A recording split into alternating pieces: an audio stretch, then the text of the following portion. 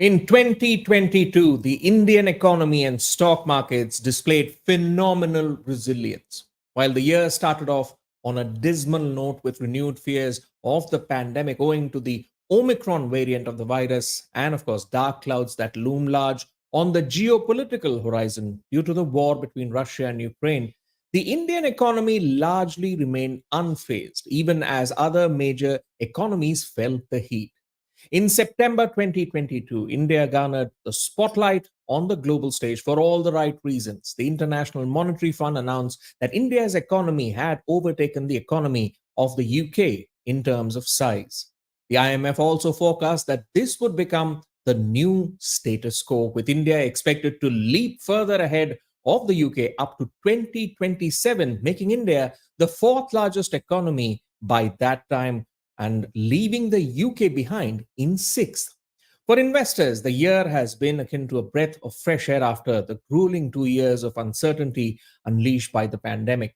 The core belief in India's growth story was cemented again, and the local sentiment about the economy continues to remain strong. But with renewed fears about global recession in 2023, it is an appropriate time for investors to start laying down the foundation of their financial plans for the year in a way that is rooted in the learnings of 2022. Because after all, the rear view mirror guides your path ahead by ensuring that you don't have to take your eyes off the road to see what is behind you. Good morning, ladies and gentlemen. I'm your host, Gautam Srinivasan, and we have gathered today for the Nivesh Mahakumbh 2023 resolutions to results acing investments in 2023. A one of a kind investor awareness initiative launched by Aditya Birla Sun Life in association with Hindustan Times. We will first listen to a rendition of the Aditya Vandana.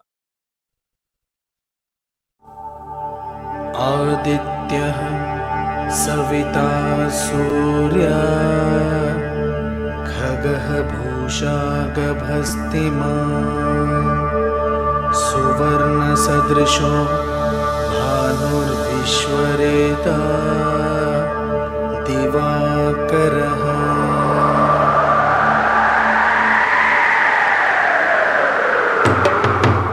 गच्छामि कराभाय हरये विश्वकर्मणे नमस्तमो विनिघ्नाय तुजये लोकसाक्षिणे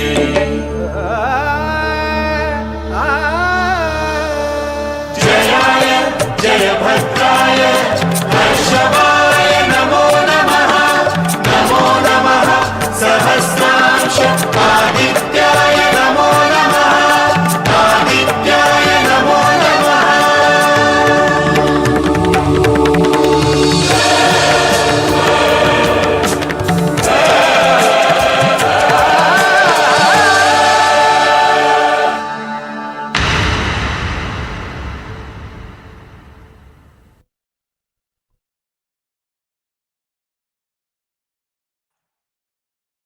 We begin, and first let me introduce to all of our viewers Mr. K.S. Rao, Head of Investor Education and Distribution Development at Aditya Birla Sun Life Mutual Fund, who will shed further light on the event and will also delve into the lessons from 2022 for the investor community and the financial resolutions we should make for 2023. Over to you, Mr. Rao.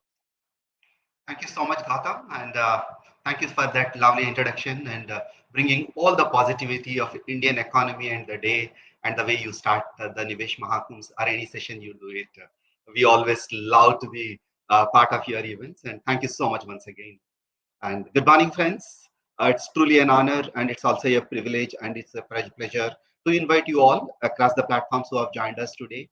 It's being Saturday, and you took time to join us for this Nivesh Mahakumbh. And I thank our media partners HT for taking us through. And it's going to be a very interesting day. I'm sure it's going to be an insightful day for every one of us. And wishing you all a wonderful and very happy, healthy, and wealthy new year to each one of you. And that's like, as we played the Aditya Vandana, and it's also a time which is right. We are just entering into the northern hemisphere. I mean, it's the northward direction, Uttarayana we call. And this is the first session which we are doing at Uttarayana. And it's Aditya Birla Sun Life Mutual Fund. Nivesh Mahakumbh is always very special for us. Over last 9 years, we have done many such initiatives to empower our investors only with the intention to educate them right, with the right information, rich and quality content, and have that recency and make it more relevant. And before we move further proceedings, I would like to take few minutes out to brief why this is called Nivesh Mahakumbh. And most of us exposed and experienced Kumbh Melas.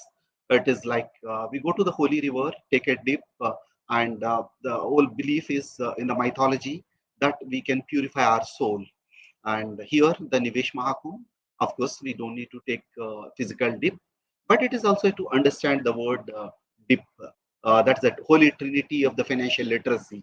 The D is delayed gratification. I is an delayed gratification is only to invest today for your better tomorrow. Uh, I is the impact of inflation. If you need to take into account of your inflation for your all goal plannings, and the P, the power of compounding, which probably we learn in our early arithmetic when we are in schools, but we tend to forget. That's the only thing which can give us the true wealth creation. Of course, your financial wellness and spiritual wellness both are important. And today we will focus on many of our panels. On the insights, what we are going to get is how we can make 2023 a better year for us investment. Join us back. I mean, thanks for joining us to the Nivesh Mahakumbh.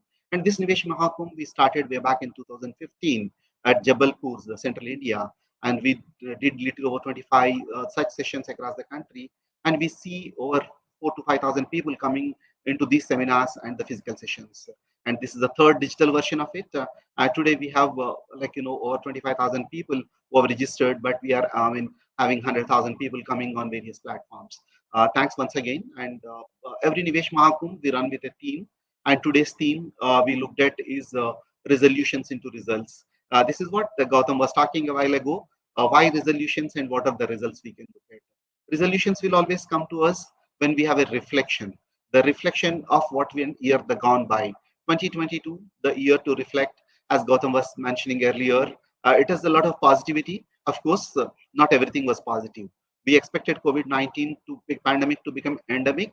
Yes, it has become an endemic, but unfortunately, we have seen geopolitical scenario, the war, which has created little more uncertainty. And at financial world, we always call it the VUCA world. Probably the VUCA continued. I mean, we have not settled down what it is. And somebody said very nicely, how you brief 2022. He said, it is like Kavi Kushi, Kavi Gum. There was something good, something bad. And the year which has started with a great resignations and year that is ended with a great combinations. And it was a year which we saw the rising interest rates. It was a year which we have seen increased inflation. Of course, we have seen fall of cryptocurrency, and we also seen rise of US dollar, probably over 112 years of history. This is maybe the first time we have seen the rise so high. Of course, interest rates are still not bound, but where tightening is likely to end and inflation started cooling, that gives 2023 looking for us a winds of positivity. And of course, the tough year for many nations across the globe, 2022, and but fortunate for our nation. As someone said, sky is falling, but India is on rise. And that is thanks to the prudent, positive, and focused measures taken by the government in handling the pandemic as well as economy. We could see India is not only insulated, but its growth story intact. And pundits predict 2023 is going to be reasonably or equally volatile. And debt fixed income space looks very great. It looks good or looks bright, and there could be a metal started shining. Of course, it's each of the asset class will play its role, and all that what we can do is we can own these multi assets so that we are safeguarded ourselves. Asset allocation play a very vital role at this point of time. We have a special session, the panel discussion, which will talk about the lessons what we have learned and the resolutions we can keep. How is this edge of asset allocation work? Edge is something like equity, debt, gold, and the E stands for equity, D is for debt, G for gold, and other E for either it could be a real estate or estate or equity of international. If you can combination of this, if you can put it right, you can have other things which can work for you in a better way. And how you can look at this edge of asset allocation and how you can play what is the right asset allocation. There is a panel which can discuss around this. And we have seen the last couple of years of pandemic were very tough, and we moved from the normal to the new normal. Probably we understood health is the true wealth, but wealth management needs utmost focus. And planning for the goals and sticking to the goals and ensuring these goals, we accomplish. We have a panel exclusive discussing on what kind of life planning we can do, how that estate planning can work for us, and what kind of health goals, what kind of financial goals we can work on. Very interesting conversations we can have around this panel. And of course, the last, one more way we can look at is the world is changing faster, and we have seen world can change in a week. Emergencies can happen anytime. There are many instruments which are coming in, what to take, what not to take, what trends are going to happen in the market, whether equity or debt. It could be a fixed target maturity fund, it could be a passives, it could be alternate investments funds. What's the trends which are happening in the mutual fund industry? Probably one positive trend I can say is retail investors trust on the mutual fund industry has gone substantially up thanks to the mutual fund CIA campaign, thanks to our regulator SEBI, which always says SEBI always says the educated investor is a protected investor. And we all together at fund houses across, including Aditya Birla Sun Life Mutual Fund, we are in the mission to empower our investors. And this is where SIP book in the mutual funds have just touched 13,000 crores. Outstanding SIP book is still over 6.5 lakh crores. Means, with that positivity, what are the other trends we can work on? And these are the trends in the mutual fund industry and trends emerging. We will have a panel which is going to discuss. A year back at Aditya Birla Sun Life Mutual Fund, we have launched an exclusive initiative. We have took many such initiatives. One of the major initiatives which is close to our heart at this point of time is the For Her, educating every woman, our girl, every household to think about the finance, participate in the finance, and true financial inclusion can happen. We talk about diversity, we talk about inclusion, we talk about equitable income, but what we need to look at is empower women. There is a panel which is going to converse what are the challenges we can look at and how women can participate. Again, the positive note here, is last couple of years we have seen the trend women investing in mutual funds have substantially gone up. Of course, it's just a beginning and it's a long way to go. And this is a panel which is going to discuss what it can do better for it. And this is a period we are not looking at 2023 alone. And as we discussed today at Nivesh Mahakumbh, various conversations, various panels, there is something is happening at Davos World Economic Forum. Everyone talks about India. India is a big buzzword. In a scale of optimism to the pessimism, we stand on the optimism on the higher side, and in the mid comes United States, and the end comes in Europe kind of it. What is this optimism which is making us? Because we have today blessed to have the best interesting times because of the pragmatic government, and we have a progressive economy, of course a pro-market regulator. And this is the time we thought it is for all of us to look how we can make use of this Amrit Kal. For me, I always keep selling the Amrit Kal for the mutual fund investors is the true Amrit we can get. That Amrit is, it's an acronym for me. A is an asset allocation, M mutual fund sahi hai, R how you rebalance your assets, I is your investment planning and staying invested with your SIP route, and T is time in the market, not the timing the market. And with this, I have a request with each one of you. Probably these sessions today end at 2:30. And suppose that you please visit our website. We have very interesting and relevant content. It is a www.mutualfunds.adityaBirlaCapital.com. And we have also got an interesting magazine available to you to download today. This is a personal finance magazine, Samruddhi, which has gone to Vande Bharat trains now, which is across Vande Bharat. We distribute this, and which has reached out to over 50 lakh passengers so far. And please download, which is on the reflections and resolutions, what we can follow, which is, and when you come to our website, you have a blog post, you have a podcast, you have many such initiatives which we do. And I can proudly say our fund house is honored with little over 36 awards on the investor education space over last 9 years. And it's our commitment to the industry, and it's our commitment to the investors. With this, I'll take a pause and invite my boss and CEO at Aditya Birla Sun Life Mutual Fund, Mr. A. Balasubramaniam, who is also a chief of AMFI. He will be speaking to us what is the macroeconomy looking at, how the global world is looking, and what as an investor we need to look at how the mutual fund industry is going to do and what it shapes for us. And he is not only a visionary leader.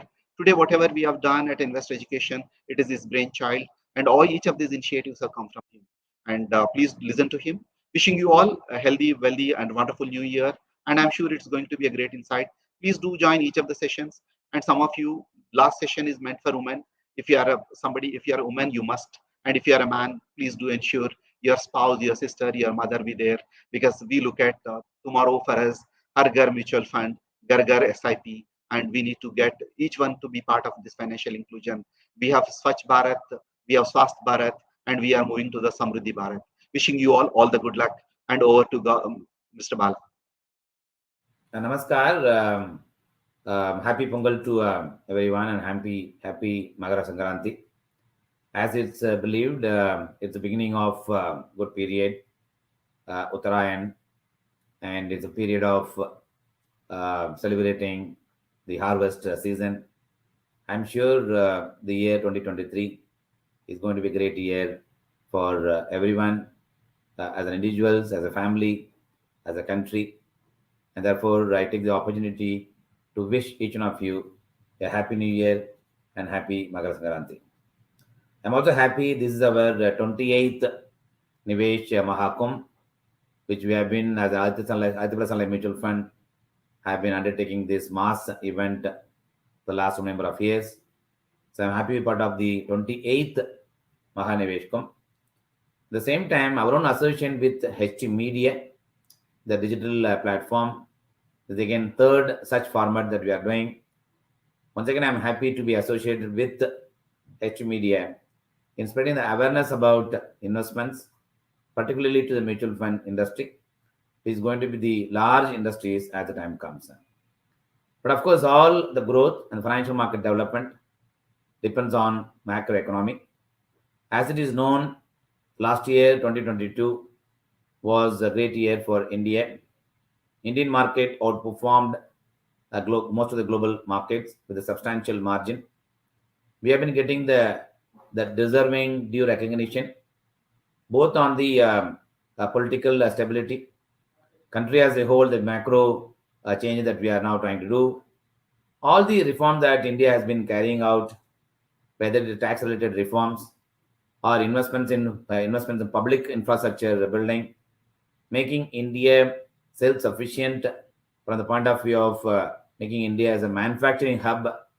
And all of them actually taking India in the good footing, so that the next few years or maybe the next decade can belong to India. As it is believed, as India is gaining more and more prominence, it's getting more and more strength among the global economy. Definitely most of the global economists, industrialists, entrepreneurs are looking at India as investment destination in the years to come. Therefore, let me begin by saying that India is not just only for 2023 that we have to look at. We have to look at India for the next decade and even beyond. So that's why I think India is progressing.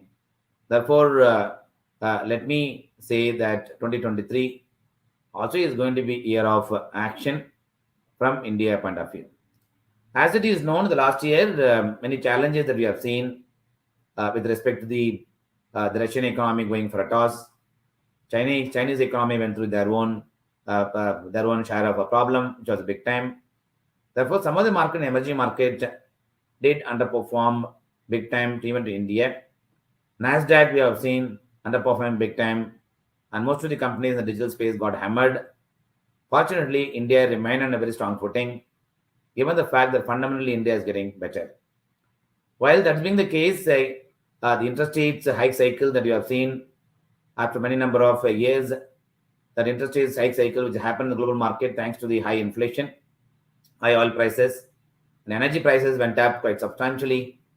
All of them actually made the central bankers globally to increase interest rates quite substantially. But having seen substantial rise in interest rates both in India as well as global market, clearly I believe in the year 2023, we will see first of all the peak in interest rate cycle, which essentially means that most of the central bankers, as they start witnessing the inflation getting moderated and the growth in generally getting moderated, they will also, of course, take a stance that it's now time to come to stop the interest rate cycle and allow it to actually stay for some time, and then start cutting the interest rates depending upon how the growth is panning out. Our own belief is in the year 2023, the interest rate peak cycles hike cycle will come to a closure, both in India and globally. And second, we also believe that a significant rise in inflation that we saw may also see a moderation in the year 2023. At the same time, the growth momentum that US has seen quite substantially also may see we'll see a moderation in that. There is a high probability that US economy may get into marginal recessions. That also subject to the employment rates coming down globally, which doesn't seem to be looking so as of now. But even if we don't see a recession, but I think the growth momentum slowed down, we'll probably see the dollar assets becoming a more favorable. We also believe that globally, the dollar, which has been gaining strength, we may probably see some bit of weakness this year. It essentially means other currencies becoming stronger. In this context, I think India once again will be well poised from the point of view of benefiting out of the global market changes, except that we may still have some element of the apprehension that could come from global investors. Where do we make investments given the fact India has outperformed and at the same time Chinese markets have underperformed big time? So where the allocation should go, it all depends upon how the Chinese economy is going to react very quickly to get back on economic growth. And therefore, some bit of money, as they start seeing a firm action coming from Chinese government, we may probably start seeing some element of uptake coming in the flows into the Chinese market. To the extent our own belief is in the year 2023, we'll see a muted flows from FIs into India. But having said that, I think India will continue to remain very large investment destination from FDI investment point of view. Global investors look at manufacturing activities in India would also gain more in strength. And the Indian regulators, especially the Reserve Bank of India, have been quite conscious about keeping the interest rate somewhat at a moderate level so the interest cost doesn't go up quite substantially from borrowers' point of view. At the same time, from savers' point of view, you'll see a marginal uptick in the deposits and so on and so forth. Therefore, 2023, in our own belief, is going to be a year of accumulation in equity. At the same time, having seen interest rates rising, we'll probably see opportunity coming in the fixed income space as well, including the multi-asset allocation fund would also become a prominent asset class in the year 2023, even beyond. So that's what broadly we see. In this context, definitely, as I keep maintaining all the time, the staying confident, staying convinced, staying with high optimism, both on India as well as on investing in equity market, I think will remain the core area of focus. Therefore, building equity for the long-term point of view, I think will remain a key mantra. At the same time, building an asset allocation kind of model, which is covering equity, fixed income product, and gold and silver as a commodity, all of that I think will remain one of the key investment theme from the point of building portfolios. We at Aditya Birla Sun Life Mutual Fund are extremely committed to increase the awareness about investing in the financial market and particularly to the mutual fund industry. And we being industry leader for the last almost 28 years, more than almost close to about 3 decades, we have spent our time in the Indian mutual industry. We remain extremely committed to increase the awareness of the investors at all point of time to take an informed decision in every decision that they make. At the same time, they also take informed decisions for the purpose of building the longer term portfolio, which could help them meeting their goals, which could be of money. And that's something which we believe that giving continuous input, educating people jointly with the HU media is something we believe that is one of our endeavor. It's our duty to give back to the society. Is this way that we believe that we can do it quite a lot. Therefore, I believe that today's session where we have lined up a series of discussions of various speakers on various topics, including asset allocation, including various the topic one should get more and more awareness. I'm sure it's going to be a very interesting session. I wish all the best for today's Mahakumbh sessions with HT Media, and I'm sure all of you will enjoy it. And any input and feedback would also be happy to see it as it progresses in by way of your own participations in the online platform. Wish all the best for these today's sessions, and thank you for passion here. Thank you so much, Bala. And of course, Mr. Rao, that was the start of this very, very grand event and the keynote address are provided by Bala that outline the current scenario and, of course, the focus areas. And what Mr. Rao said, recapping some of the points mentioned, especially around an educated investor being an empowered and protected investor. Investor education has been a big focus area for ABSL AMC, whereby its award winning initiatives are in their ninth year with over 10,000 investor education programs being conducted, which have been attended by 10 lakh investors in on ground events. And of course, as Mr. Rao mentioned, for a deeper understanding of personal finance, you, the viewer, can also access ABSL AMC's magazine Samriddhi free of cost, which is available in 11 regional languages. All right, on that note, let's start with our first panel discussion on the subject of the edge of asset allocation.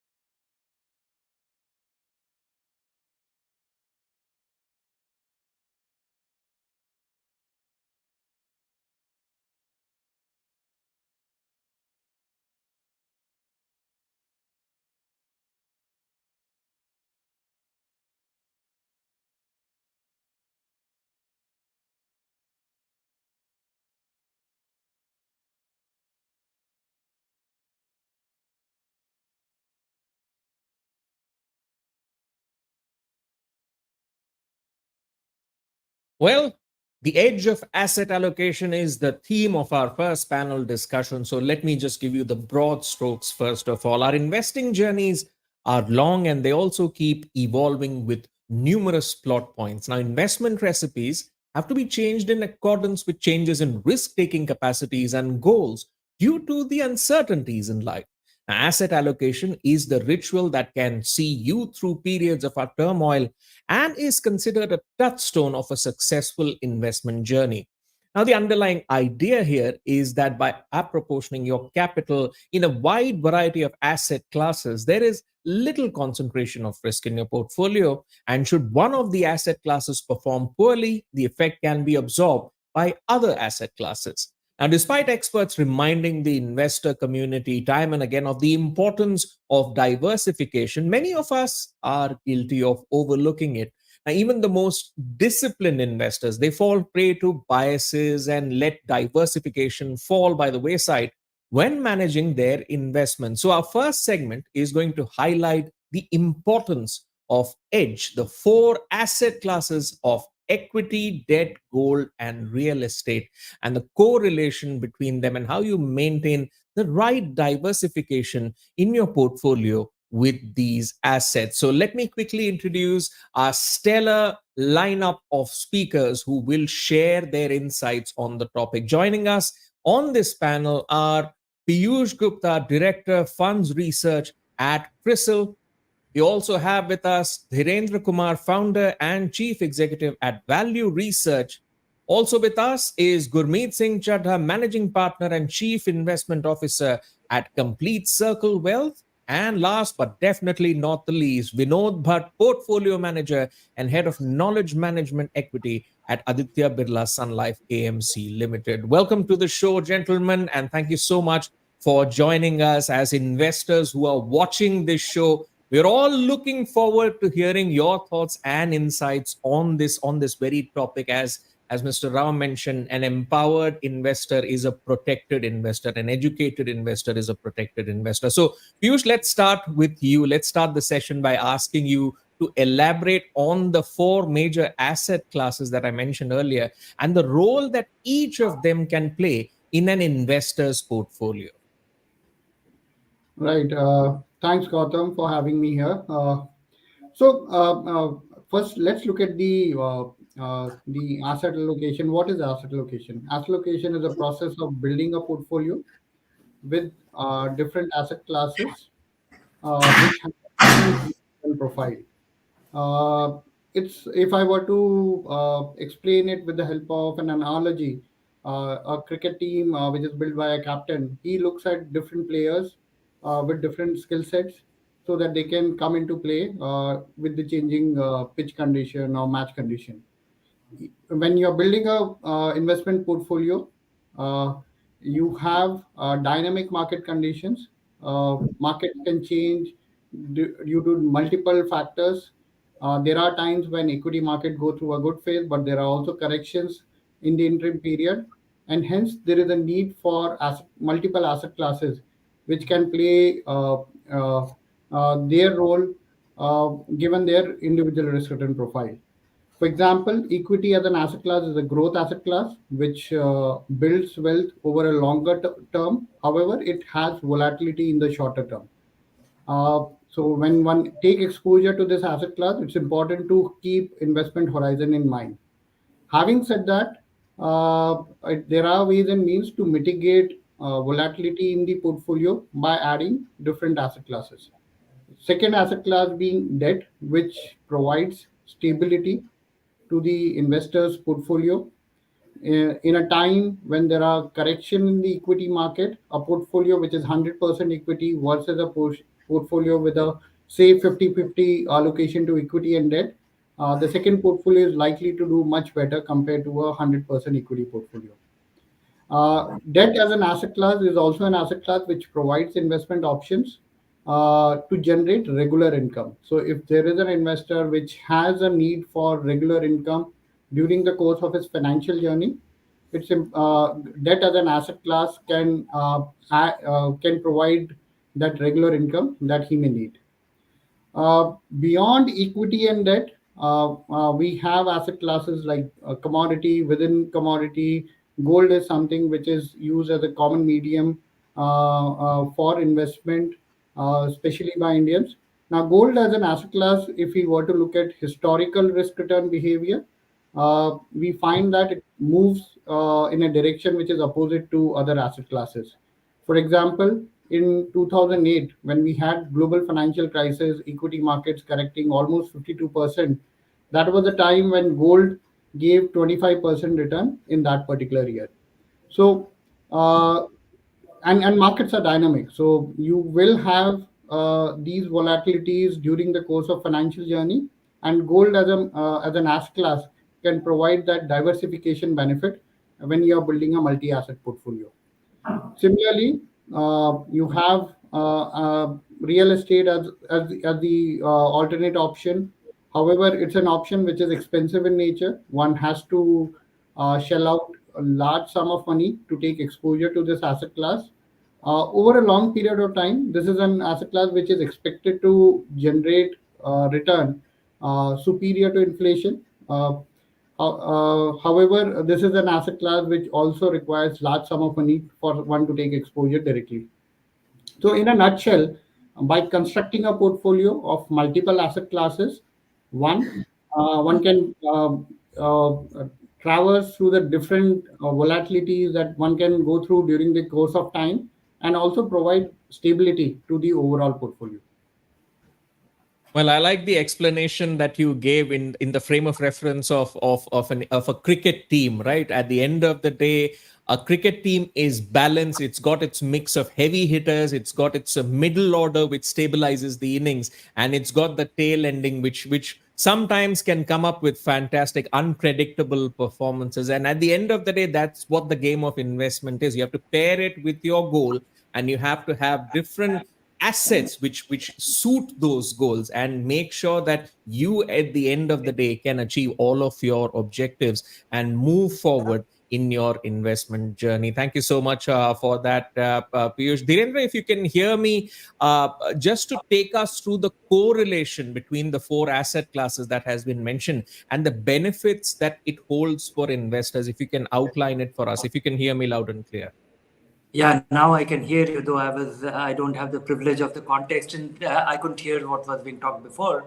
So this is But about the four asset classes, about equity, debt, gold, and real estate. That's the edge of asset allocation, as we are calling it in this panel yeah, discussion. So the correlation between these four asset classes and the benefits that you see holding for investors. yeah, there is a great benefit. One must many a time, Indian investors have been binary. They have been either an equity investor at a given point, and when they get disenchanted, they become a fixed income investor. And gold and real estate has emerged as an asset class in a financial form in recent years. But I don't look at them as I look at it, they are an asset class. But I don't think it is wise for most investors because the way we look at real estate, having a home is good enough. And for most individual investors, real estate as an asset class is still in the very basic stage of evolution, in a state of infancy, with REITs and other things evolving. And it's because it's a big ticket investment. It's a leveraged one. It has a lot of it has great risk. You can't diversify well. So with that in mind, and gold, as you know, that you can buy gold, but I haven't come across anybody selling it, and it's more of a consumption. It's a jewelry. It's the oldest asset form which has been able to preserve its worth. Uh, but is it an inflation beating one? No. But equity and debt is widely available, widely used, is in the financial form, and of all grades in terms of safety, security, liquidity, tax efficiency. So I think, and these two asset classes are good enough and big enough for anybody to allocate meaningfully. I think the primary objective of asset allocation is to. Many people think that many times people think that it is return maximization mechanism. No, it is actually a regret minimization mechanism because good times everybody is excited, and that is the psychology. Nobody wants to, everybody wants to leverage that and ride it. And the downside, everybody is so disappointed that you walk out in a half at the most inopportune time. Uh, so asset allocation comes in handy. You and also it enables you, it provides you a mechanism that you can participate. You can, the easiest way of making money in market is to buy low and sell high, and most individual investors end up doing the opposite.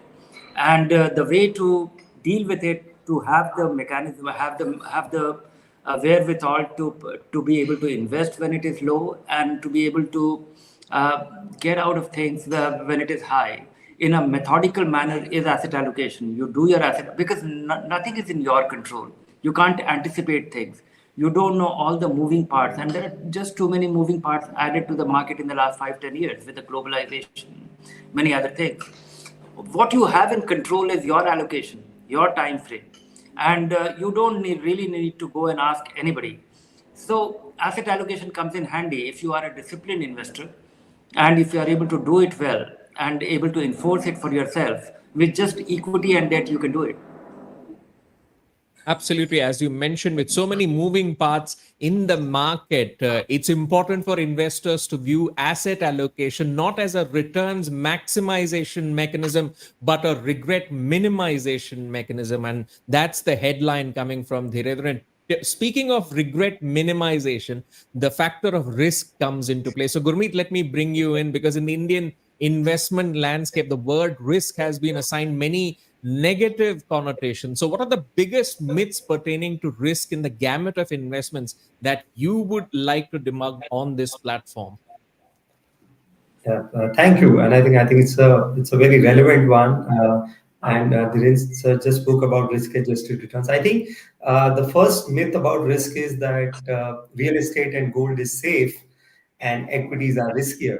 Right? I think it's a great myth. So people who are living in Bombay will tell you that for 8 years the prices of real estate haven't moved, and then there is a risk of liquidating it. Right? You might be just stuck in it for very long periods of time. Gold before this interest rate cycle began had a very prolonged period of flat to negative return. Similarly, the second risk is that equity, you need to be an expert, you need to time the market, and it's very speculative in nature. On the contrary, if you look at it, if you're not an expert, let's say, and you've been only buying the index, right, for last, let's say, 10 years, right, just on a monthly basis, quarterly basis, the 1 year return is in this environment is upwards of 11%, the 3 year is 18%, the 5 year return is 15%, the 10 year return is about 13%. Right. So even if you don't do anything and you've been simply, playing the India story, just buying the Nifty, just every single month, you beating every other, asset class by a decent enough margin. The other myth about risk is that bonds are safe, and you can buy them, and fixed income means fixed returns. I think this is another myth, right? So if you speak to your friends in US, they will tell you how badly they have lost in last 1 year. In fixed income, most of the bond funds would have given negative returns. So my thing on here is that we have this patterns which we live with, and we make interpretations around it. I think that's where the role of allocating assets come into play, and the fact you have to first also tell yourself the returns are non-linear. So Nifty giving 13% in last 20 years. There have been only 3 years where it has given 13%. Most of the years it's way above that or way below that, right? So I think that's the first thing you have to tell, that asset classes returns may not be linear. In fact, most cases they are not linear. And that's where you figure out that, okay, I need to have a better time horizon for that. Second is the myth that you can timing is extremely important in the market. Somebody released an SIP data, I think it was White Oak, if I'm not wrong. So if you did a SIP on the first of every month, and if you did a SIP on the best, which is the lowest point of the market every month, and you did a SIP at the highest point of the market every month, the return was from 14 to 14.6%. It did not matter in 20 years at what point of time. So people often ask, what is a good time to start? Is it too risky to start? Right, the biggest risk is not being in the market over long run. Mhm. Now, let's say you were doing a fixed deposit for last 20 years. You were reviewing it every year, right, without fail for 20 years, right? The 1 lakh, let's say you did a fixed deposit, in 20 years, it would be 4 lakh rupees at 7.2%. I've taken all average interest rates of last 20 years, taking SBI as the benchmark. So if you're very diligent and just renewed FD every year, for last 20 years, the 1 lakh is 4 lakhs. Had you just done that on the Nifty, it's slightly more than 16 lakhs, right? So that's the difference. You have. So that's why I said in the long run, the biggest risk is not being in assets which generate returns more than inflation, and thinking that, okay, real estate is safe, gold is safe, others are riskier. So have a bigger perspective, and if you don't want to do anything, just keep it simple in investing. Well, that's the idea. Keep it simple, especially when we hear so many inputs coming in on how one should approach their investment journey. As you mentioned, timing the market, of course, is always playing out in the minds of investors. Something maybe they could time their SIPs in a way that they maximize their returns. But as you have outlined, Gurmeet, at the end of the day, you have to be part of the investment story. The timing doesn't matter. Once you're part of the investment story, you can watch it grow. And the other aspect that you mentioned, Gurmeet, around gold, that's something I want to bring in Vinod, because I myself, when I went to check the price of of gold, I was very surprised. The last time I checked, it was less than half the price. So somewhere along the way, as someone who invests in mutual funds, I would suddenly start thinking about gold, saying, oh, I didn't know this was such a great investment class, or so on and so forth. But of course, the reality is something else. You have better asset classes to look at as well. So Vinod, let me bring you in on this, on your take on this fascination that Indians hold for gold. Do you think that the conviction in gold that needs to change right now? If you can unmute yourself, I believe you got yourself on mute. Yeah. Yes, if we look at the household allocation data in India, we'll see that around 50% is to real estate, 15% is to gold, another 15% is to FDs, and less than 5% is to equities. This is very well-known data, and I do believe it because in my own family, I know that this holds. I have people in my extended family who have invested only in FDs or only in gold and only in real estate, right? And if we look at the returns for the past 10 years, so real estate has only given 3 to 4% CAGR returns. Gold has given only around 4 to 5%. Fixed income is more stable, about 7.5%. And equity, as we all know, has given around 12 to 13% CAGR return, right? So while gold, it seems like forms a part of the core portfolio for most of the Indian households, the returns over the past decade have been very low, only 4 to 5%. It's only because during 2020, the COVID period, gold gave 30% return that year, and hence the near term, like the last 3 or 5 year returns.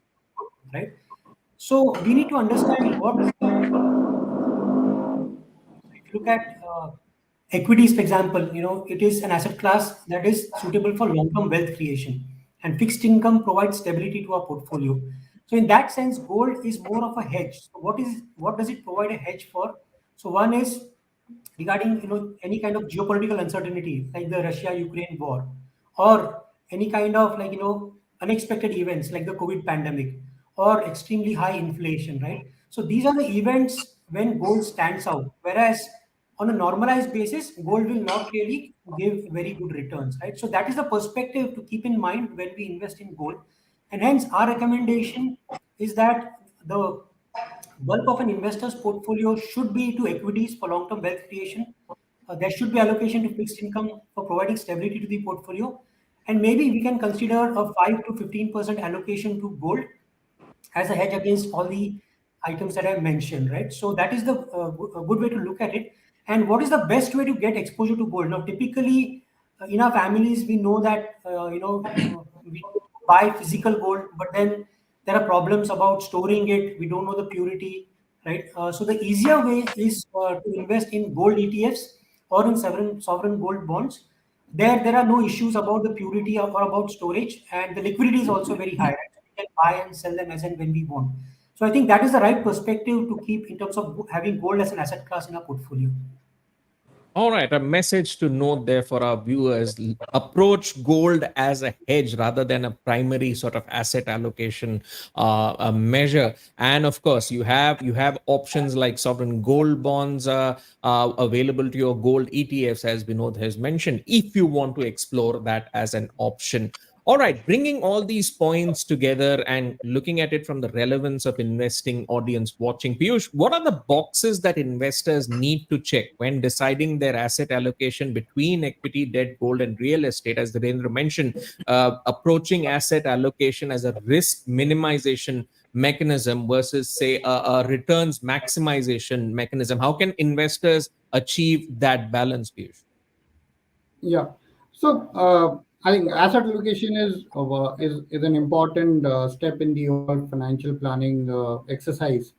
And there, the first step is to define the objectives, both in terms of return as well as risk. Return objectives will get defined basis the goals that the investor lists down as part of his financial journey. And there again, it's important to classify them based on their priority or importance when he's planning for his portfolio. Uh, the goals when an investor identifies the goals, it also in a way indicates the kind of investment horizon he has for his financial goals.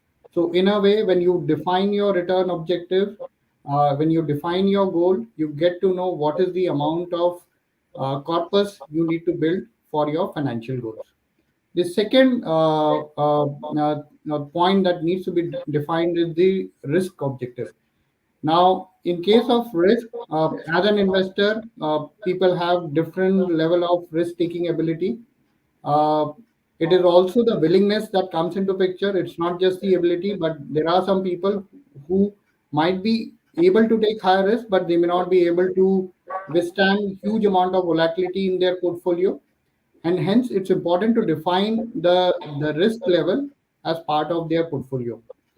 Uh, Beyond this, investment horizon, along with the liquidity needs that the investor may have during the course of time, is critical while an investor is building his portfolio. Now, all of this put together will, in a way, determine the kind of allocation you may want to have across different asset classes.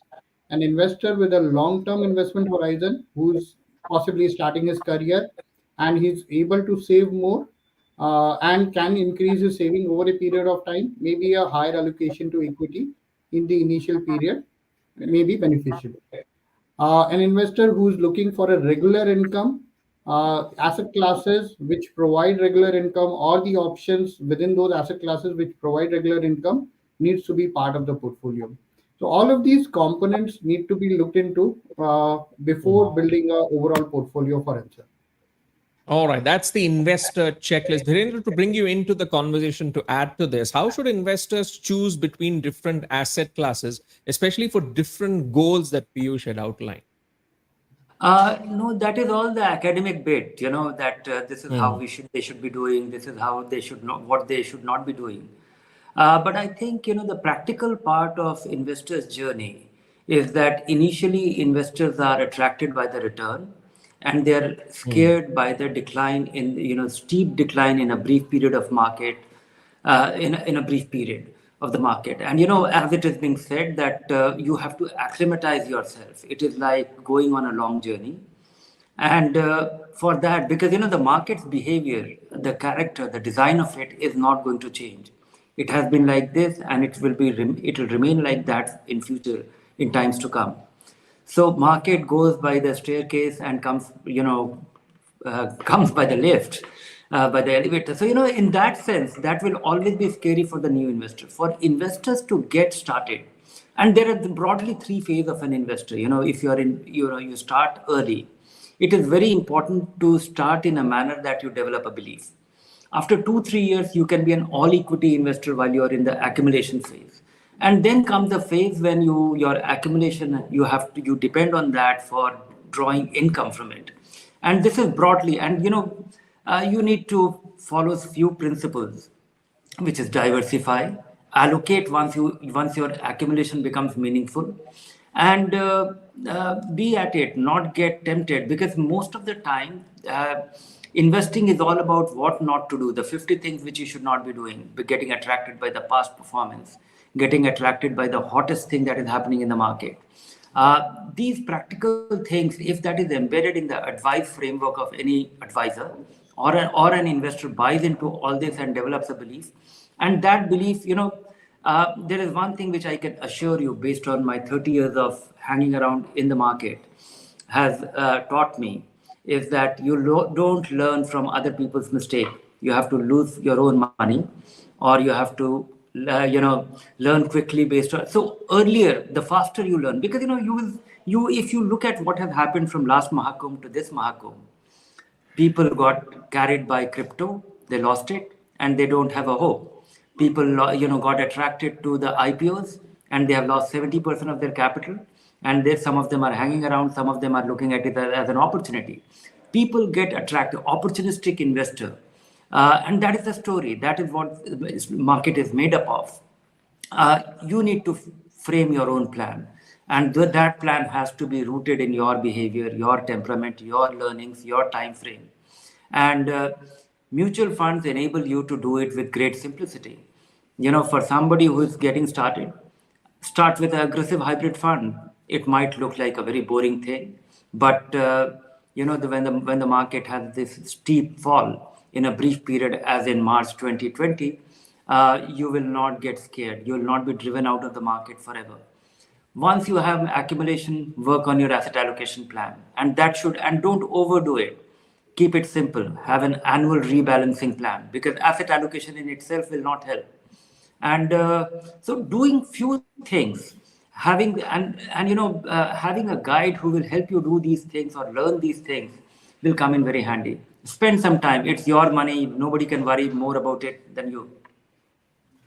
Well, some very important points to note for our investing audience. And speaking of mutual funds, there is an upcoming panel, just to give a heads up to our viewing audience, where we will discuss mutual fund trends in detail. But to take that point forward, what Dhirendra mentioned, and bringing that analogy of the cricket captain, because for a captain, while the team is also important, let's not forget the pitch and the climate, the weather is also important, and they keep changing. So Gurmeet, bringing you into the picture, how are the performances of the four asset classes which are linked to market cycles? And using that analogy of cricket, how should investors invest in them during different economic climates? So, Gautam, you rightly use the analogy. You need a Pujara as well as you need a Pant and a Surya Kumar in the portfolio. So you need to defend and take advantage also. So Saurabh Ganguly used to do in outfield. He had closing positions also, and he had people on the boundary also. So you don't take the singles, you don't get the boundaries also adjusted. So I think few things which the new investors need to learn. The cycles have shortened. There was a time you had 10 years of depression and then you had 10 years of expansion. Now look at what has happened in the last 3 years. We had depression, we had then recovery, we had hyper growth, and we are again staring at another recession now. So the cycles have shortened, and that makes the understanding of cycles and the reaction of asset classes very, very important. So one thing you have to keep in mind is that some of the asset classes will do well in a particular cycle. So in a cycle like right now, where interest rates are going up, there is inflation. Assets like gold tend to do better. The gold is considered as a hedge for inflation. Gold also hedges you against a black swan event. So if you remember, the gold prices went up sharply in 2008. It also went up into when COVID happened. When things started shutting down, and it's again started now going up as inflation picks up. So some part of the allocation to gold should always be there, and it should be slightly increased if you are in a very inflationary environment. So last 5 years, at least matching equity returns right now, right? If you take it in INR terms. Secondly, your equity tends to have a negative correlation against rising rates. So last 1 year returns, if you see globally, is negative. India, for example, has still done a phenomenal job. A lot of us don't appreciate the point that if you fall less, also that itself is also one of the goal achieved. And India hasn't fallen in this last 1 year. You pick up any global market, you are down between 20 to 30%. Even in dollar terms, we are just down 5% last 1 year, which I think is a great accomplishment looking at how the withdrawals have happened. Similarly, when the economic cycle turns, and real estate also tends to benefit, hard assets tend to benefit in an inflationary environment. You've seen how the housing has picked up in few metros and class A cities already. On the contrary, when interest rates tend to go down and you have an easy interest and easy liquidity environment, equities tend to do better. But what the point I'm trying to make is these cycles have suddenly become months instead of decades. That is where the balancing, which even some of my panelists made a point that it's very important to regularly review and see how are you going overweight, underweight there. The other point which also I make is that within asset classes there are cycles, right? So you had a growth and a value style debate. For long, value style was beaten, and last 1 year, look at the way value has made a comeback. So now you have to pay more reasonable valuations. One last message to investors is that you should have a strategic and a tactical asset allocation. Don't tinker too much with the strategic asset allocation, right? It could be 80-20, it could be also called core and satellite. Also, there's one particular thing about Indian equities, which is the point I wanted to make. While our economic growth has been averaging about 6%, around about that, the EPS growth has been better, right? Because of the movement from unorganized to organized, in a lot of reforms which have happened. Last 10 years, I'll give you data, which is hard data of last decade. Nifty 50, if you take Nifty 500 companies, which is the larger universe, India has had 20%, 20 companies which were 10 bagger. 20% of the companies have been 10 baggers out of Nifty 500. Now, if you take this ratio with US, it's only 7% for S&P 500. It's only 3% for China. It's only 10% for NASDAQ. So India has had, 20% 10 baggers in last 10 years in Nifty, 500 vis-a-vis the NASDAQ, China. So our EPS growth, because we are in an environment, in a market which is, we have a parallel economy. There's a movement happening from, unorganized to organized. Our EPS growth tends to be better with better, recovery in the equity side of it, and we are seeing financialization of savings. So if you are a long-term investor, you have horizon on your hand, be slightly overweight India over the next decade. All right. Believe in the India growth story and take it from a strategic perspective rather than a tactical perspective. On that note, Vinod, let me bring you in terms of strategy. What, according to you, is the best strategy for long-term investments amid volatility? And I believe you've authored a book titled The Financial Independence Marathon. So looking at it from a marathon perspective, where you've written about how, say, asset allocation is the best strategy to follow for long-term investment to achieve financial independence. Take us through the details. Sure. Yes, Gautam, actually, the motivation came from my family. As I mentioned, in my extended family, there are folks who have been investing only in FDs or only in real estate for the past couple of decades. And on the other hand, there are folks who are trading directly in stocks and FNO and have also speculated in crypto. And based on my discussions with them, I realized that for all the efforts that are being put in, the financial awareness is still quite low. Uh, and that motivated me to write this book. It's called The Financial Independence Marathon. And what I've done is I've tried to explain in a very simple, entertaining, and in a novel format the journey of financial independence for an investor and brought it out as an analogy to running a marathon. So what I've done, I've explained the basics of various asset classes, whether it's FDs, gold, real estate, or stocks and bonds, mutual funds, passive funds, as well as crypto, NFTs, blockchain, and so on. So the step one, I think, for investors is to get a basic understanding of these asset classes and not speculate just basis without any basis. So that's one. The second is to understand the concept of asset allocation, similar to like a balanced meal that we have. We need to have our proteins, fats, carbohydrate, vitamins, and not just only have salads or desserts, right? Third is to how to construct such a portfolio in practice using mutual funds and now index funds, ETFs, and so on, right? So that is step number one, just to kind of set the foundation. And second, now I believe in the environment that we are in, where the uncertainty is quite high and volatility is also expected to remain this year. I think a multi-asset allocation strategy is the ideal strategy to follow in this environment. You would have heard, like most mutual fund houses, including Aditya Birla Mutual Fund, have launched their multi-asset allocation funds, which are quite suitable because they give exposure to different asset classes, including domestic and international equity, fixed income, commodities like gold and silver, as well as REITs and InvITs, right? So in this environment that we are in, where it's difficult to predict what can happen from day to day, it's ideal for investors to keep their life simple. Maybe they can just look at this multi-asset allocation fund, where not just the initial allocation, but the rebalancing, the monitoring and the rebalancing, as Dhirendra sir was mentioning, is done on a regular basis. So the investors don't need to worry about timing the markets. They can just start an SIP or invest a lump sum in this multi-asset allocation fund.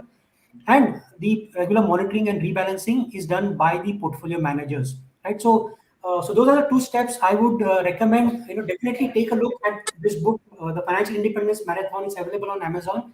And second, look at the multi-asset allocation funds that are available in the market. Absolutely. Well, investing is, in a sense, a marathon. So you have to really pace yourself to achieve that goal of winning that race of life. On that note, we'll conclude this first session of the Nivesh Mahakumbh, this first panel on the topic of the edge of asset allocation, where all of our speakers have wonderfully outlined the dynamics at play when we look at these four asset classes, whether it's equity, debt, gold, or real estate. And the message which has come out from our speakers is that asset allocation is the cornerstone of successful investments. And there's no really a one size fits all formula. And understanding the significance of each asset class and the value that it adds to your portfolio, that goes a long way in ensuring diversification objectives do not fall by the wayside. On that note, I'd like to thank all of our speakers, Piyush, Gurmeet, Dhirendra, and Vinod. Thank you so much for joining us on this panel to share your insights. Let's move on to the next item on the agenda. With increasing spending power, of course, the line between needs and wants, they often gets blurred, and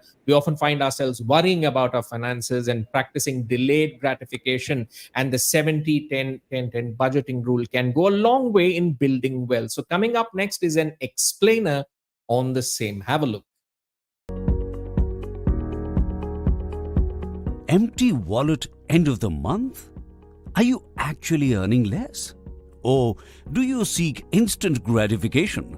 Meaning spending all your money to satisfy your present desires and needs? Here is a possible solution to the empty wallet syndrome. Delayed gratification. It means keeping your present expenditure in check for a better tomorrow. Here is how you can use it. By adopting budgeting and financial planning. Budgeting helps you to plan and analyze your spending, while financial planning can set you on a path to financial freedom. One of the ways you can do it is the 70-10-10-10 rule. Imagine your earnings as an overloaded pizza with 10 slices. 7 slices out of 10 are for your living expenses, such as food, EMIs, rent, and all the other essentials. That leaves you with 3 slices, roughly a third of your income. These 3 slices will secure your financial future. Here's how. The first slice is your active savings or funds you have available for unforeseen expenses and emergencies. Slice 2 is your passive savings for investments and long-term life goals like retirement. The last slice is the debt fund that you can use to repay loans and credit card bills.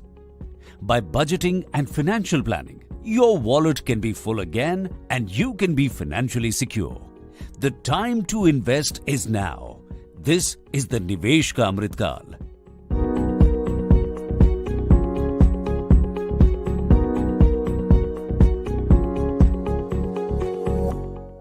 Mutual fund investments are subject to market risks. Read all scheme-related documents carefully. Indeed, this is the Nivesh ka Amrit Kaal. And on that note, as I mentioned earlier, we will be talking about mutual funds in detail. So our next panel is headline Emerging Trends in the Mutual Funds Investment Space. Stay tuned for that.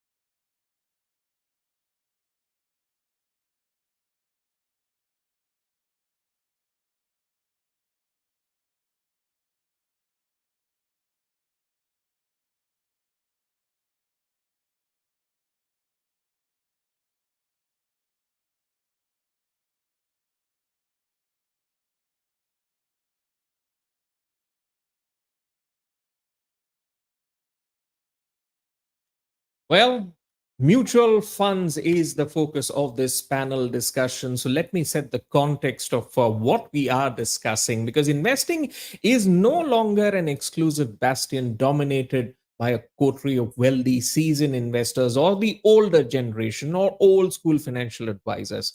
Internet penetration in the remotest corners of the country and the advancement of technology, they have democratized investing. So now people belonging to different age groups and from varying runs of the socio-economic ladder, they are finding the confidence to embark on their investing journey as technology makes investing easier, less expensive, and more importantly, more accessible. Amongst financial instruments that have catalyzed financial inclusion in the country and pulled many investors to the investment arena are mutual fund investments. With more investor participation, the mutual fund space is also seeing disruptions. Better industry participation, evolving regulations, expansion of quality product offerings, new investment philosophies, and the growth of sophisticated digital distribution channels. The mutual fund investment ecosystem is evolving rapidly. So, our next segment is going to touch upon the investment trends to watch out for in the mutual fund space. And to outline all of these points, we have another panel of fantastic speakers. So let me quickly introduce our panel to you, starting with Kaustubh Belapurkar, who's the Director for Fund Research at Morningstar Investment Advisor India.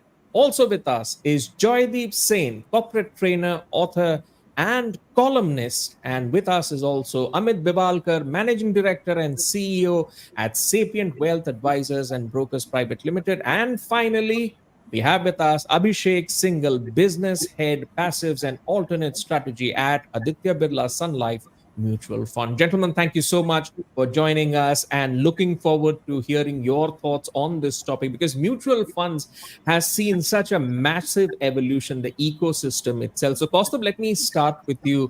Considering there are fears of, let's say, the trickle-down effects in India of the global recession, the question on many minds, many minds in the viewing audience is that, is it a good time for novice investors to enter the markets now? And if yes, according to you, what are the things that they should keep in mind? So let's address the elephant in the room first. Sure. Hi, Gautam, and hello to all my fellow panelists. So I think the simple one-word answer to that is yes. And let me, every time is a good time to invest in the markets. And let me kind of elaborate that through some data points to support that sort of argument, right? Now, this is not the first time that we've seen volatility in the markets.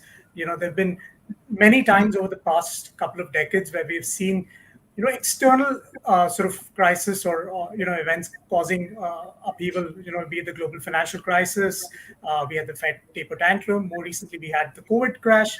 All of these, we've seen market corrections, but what the most important learning is that if you stay put in the markets, you've actually really made good returns from the markets, right? And that's a very simple study when you look at say the broader market, the Nifty, and do a rolling return analysis. And that's where I think the first thing that investors need to keep in mind is have a sufficient time horizon when you're entering the markets at any point of time. Because the longer your investment time horizon, the more sort of reasonable your returns and more predictable your returns can be from a volatile asset class like an equity.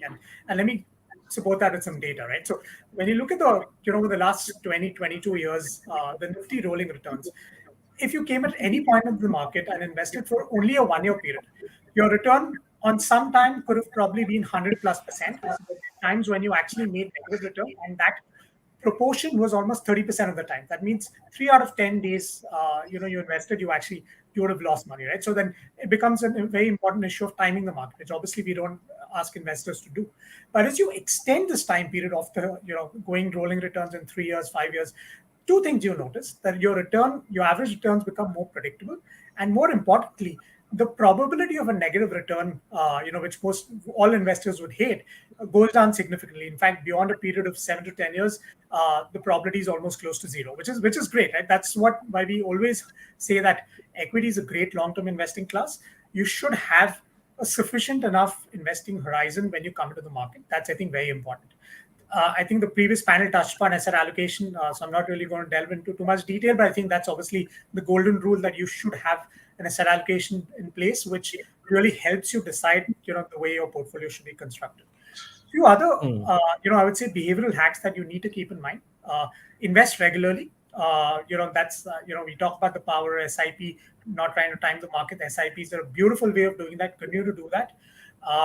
You have to be patient, right? So if you're coming in a market, there have been time periods where the market's been flat or negative over extended periods of time, maybe even a couple of years. But obviously, if come in with an investment horizon which is much longer than that, you need to be patient.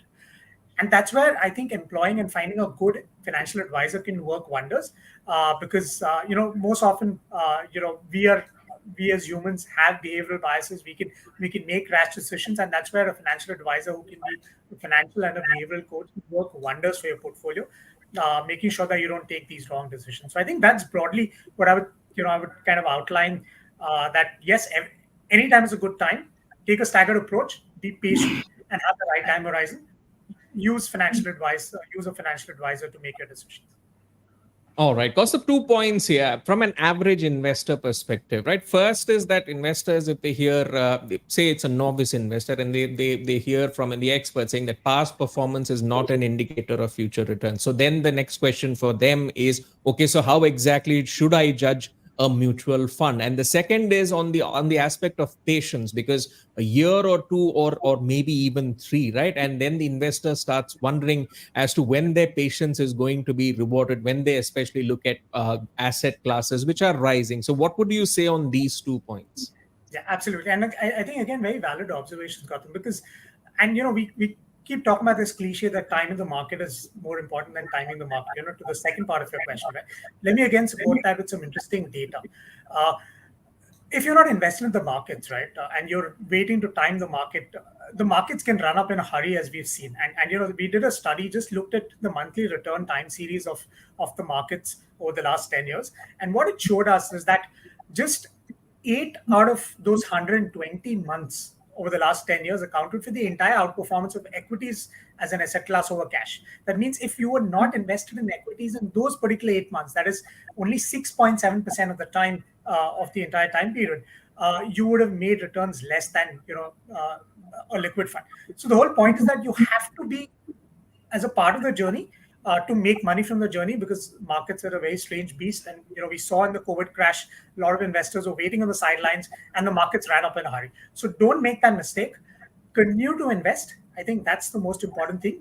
And mutual funds are a beautiful way of doing that. I mean, you have great actively managed funds. You have a lot of passive options. You can pick either of these, but the point is that you have to be invested in the markets at every point of time to actually benefit from this long-term investing.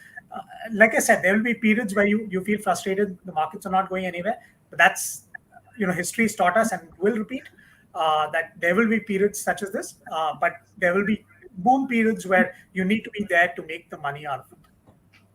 All right, as the saying goes, karmanye vadikaraste ma phaleshu kadachana. Focus on the karma rather than the results that you get. Focus on the work. So let me come to you, Johnny, for the question on how investors can benefit from periods of market volatility, because at the end of the day, it's not a straight cut approach. You can also benefit from periods of market volatility. So outline some of the steps investors can take. Hi, Gautam. Hello to all the panelists and all the viewers. Yes, it is very important because there is a mindset, there is an apprehension that volatility is an enemy. But volatility can be your friend also if it is properly used. Now, let me distinguish between investors and traders. And here we are discussing investors only, as in long-term investors and not the day traders. So for the long-term investors who are accumulating wealth over a period of time, I'll talk of a few very simple yet very powerful tools which the investor can use for making volatility your friend. Firstly, the allocation ratio. Let us say there's a portfolio of say 70-30, 70% equity, 30% debt as an example. In times of severe market correction, like it happened in 2020, Jan to March 2020, market index fell by like 38%. Now, when you do a portfolio review, just to maintain that ratio of 70-30 in times of severe market correction, that 70 would have become like 60 or 50 or whatever that number is.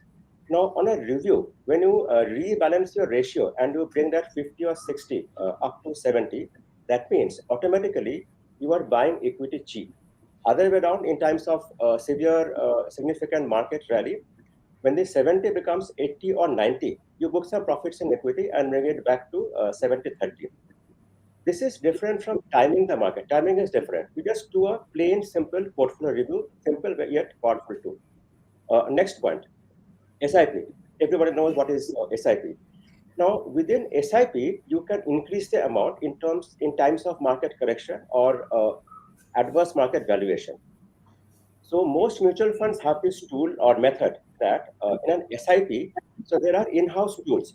They follow various tools like price to equity, price to book, market cap to GDP, momentum. There are multiple tools, in-house tools. As per those tools, and if you are subscribing to that method or that tool of SIP, in times of attractive market valuation, the mutual fund itself will increase the amount of SIP. And in times of rich valuations, they will decrease the amount of SIP. That means effectively you are using volatility, you are buying more equity in times of correction and other way around. And my third and last point, if you are a direct investor, you are buying equities or bonds directly. It is possible, of course you can do. But the point is, when you are a DIY investor, you are doing it yourself. Somewhere down the line, discipline takes a backseat. You get busy with your other work and things like that.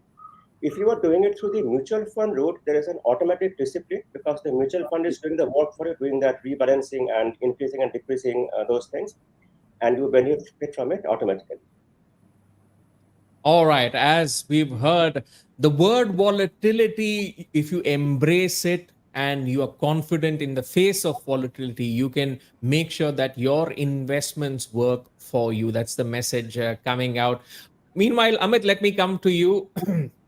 Things have changed since the last Mahakumbh, as we see in the markets. And from that perspective, I want to get your take on passive investing, because at one point there was a huge amount of optimism in doing passive investing, but once people see markets kind of volatile, holding around the same levels, they end up wondering what exactly to do. So your take on passive investing and what kind of goals and risk tolerance abilities that it caters to.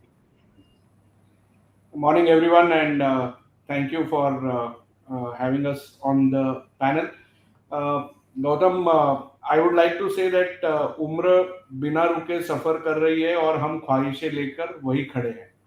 So most of the times when investors actually look at doing investments in either an active or a passive fund, they try to compare it with someone or they try to compare it with something. So when you are looking to invest your money either through passive or active, what is your khwahish, what is your desire, what is your goal? You need to write it down first. And who are you comparing it with?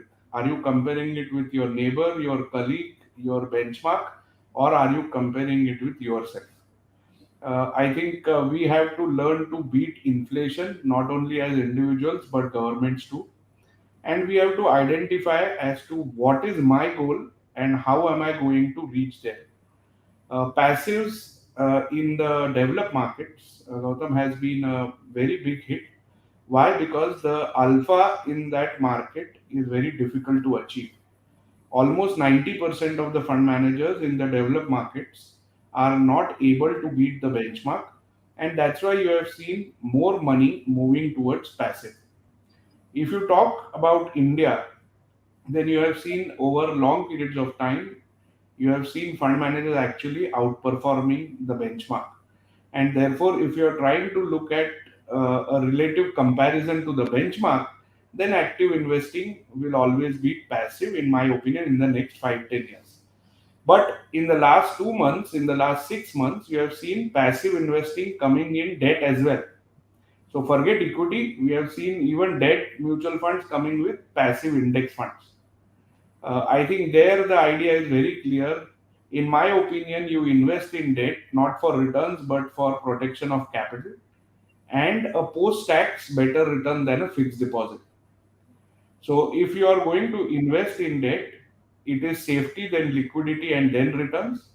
When you are looking to invest in equity, obviously you are taking a highest risk, therefore you are going to look for higher return.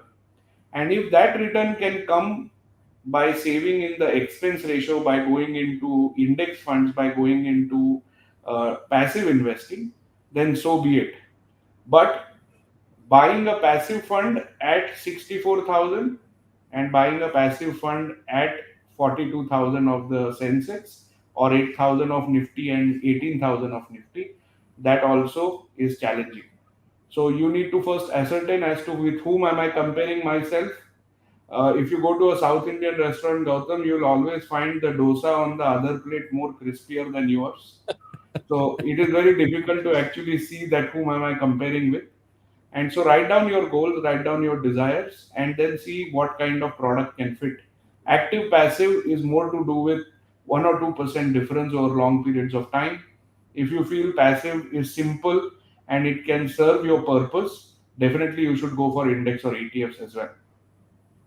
All right. I think when talking about the dynamics of passive investing, I can bring in Ghalib's quote as well, which reads, "हजारों ख्वाहिशें ऐसी कि हर ख्वाहिश पे दम निकले, बहुत निकले मेरे अरमा, लेकिन फिर भी कम निकले." All right. We've understood what's the dynamic for passives. Let me bring in Abhishek to throw more light on hybrid funds and multi-asset funds. So Abhishek, over to you. Give us the complete picture. Yeah, so good afternoon, everyone, and thank you for inviting us here.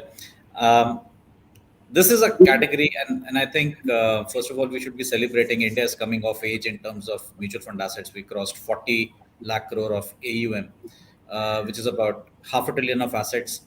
And though still not comparable to Western world, developed world, we are still way below in terms of percentage of GDP.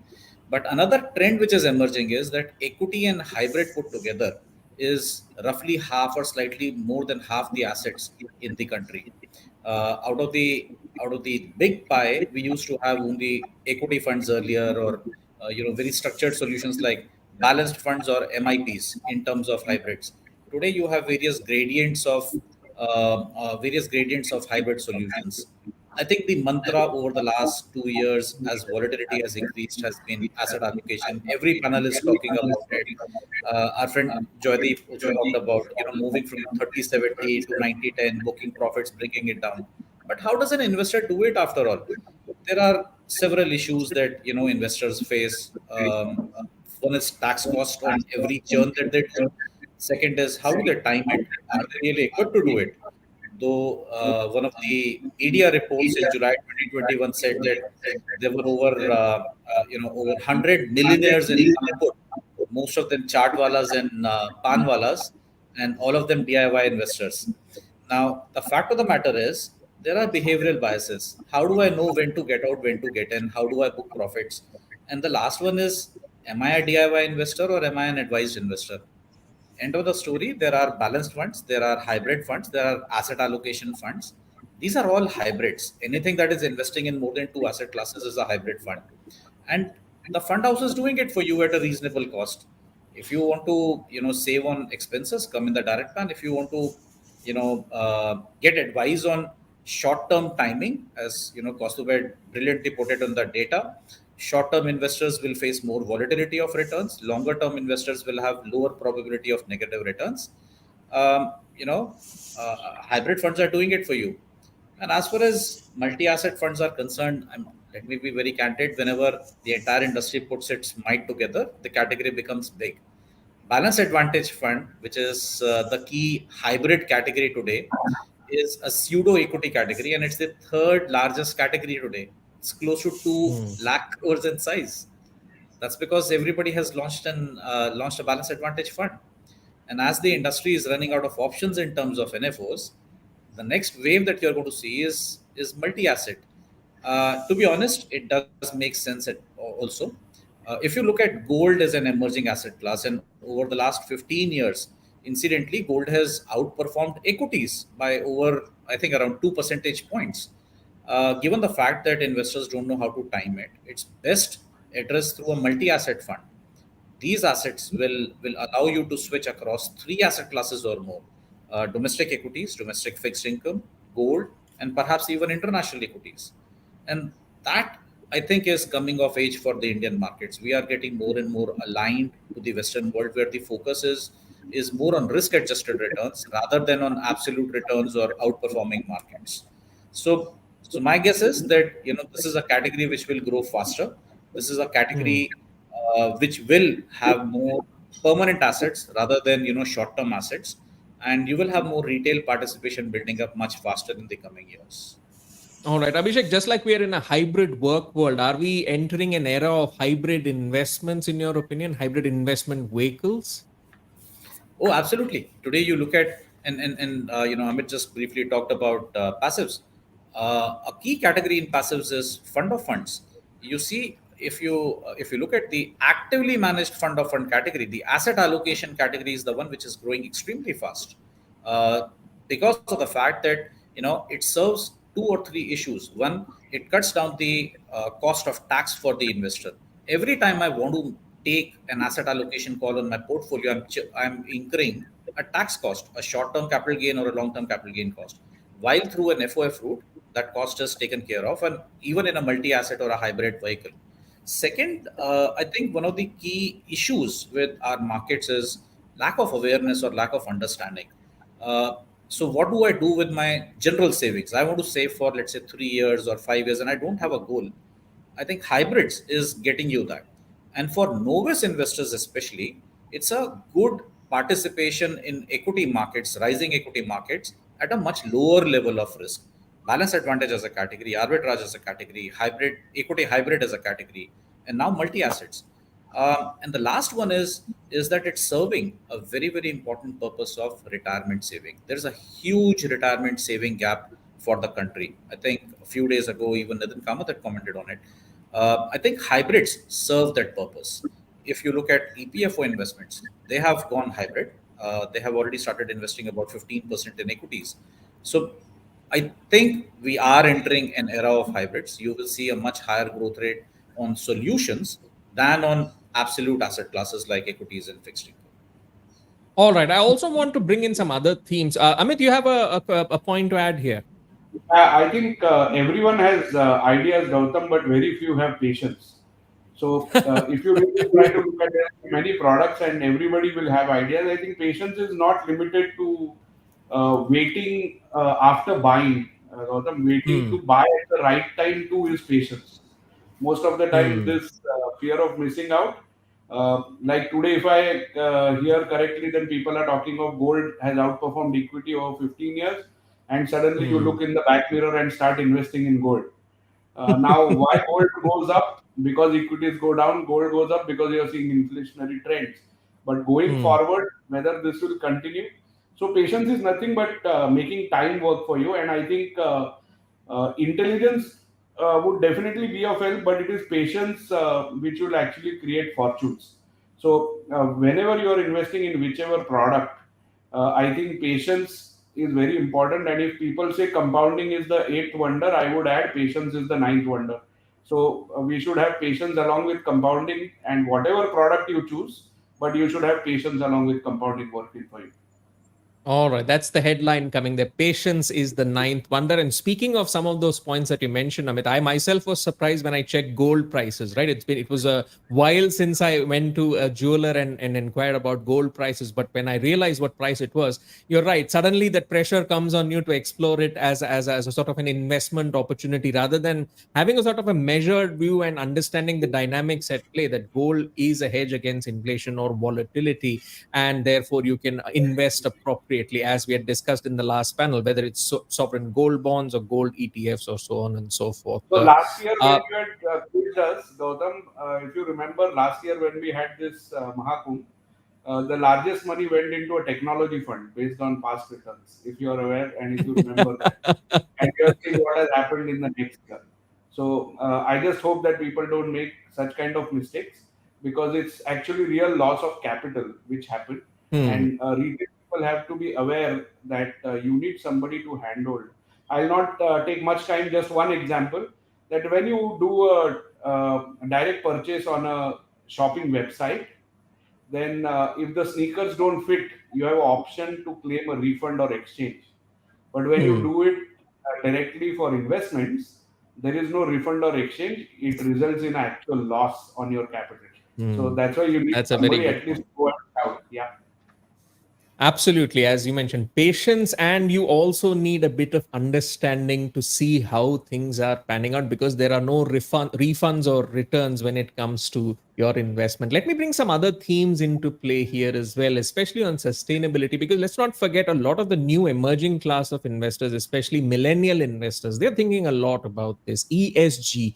That's the buzzword catching on. So let me bring in Kaustubh for this because Kaustubh, ESG investing has become a buzzword to reckon with in the global investment arena. So what should investors here keep in mind when taking that ESG route of investing? Because I read recently, I think some green bonds are also coming into play from the government. So lots of opportunities are opening up in that space as well.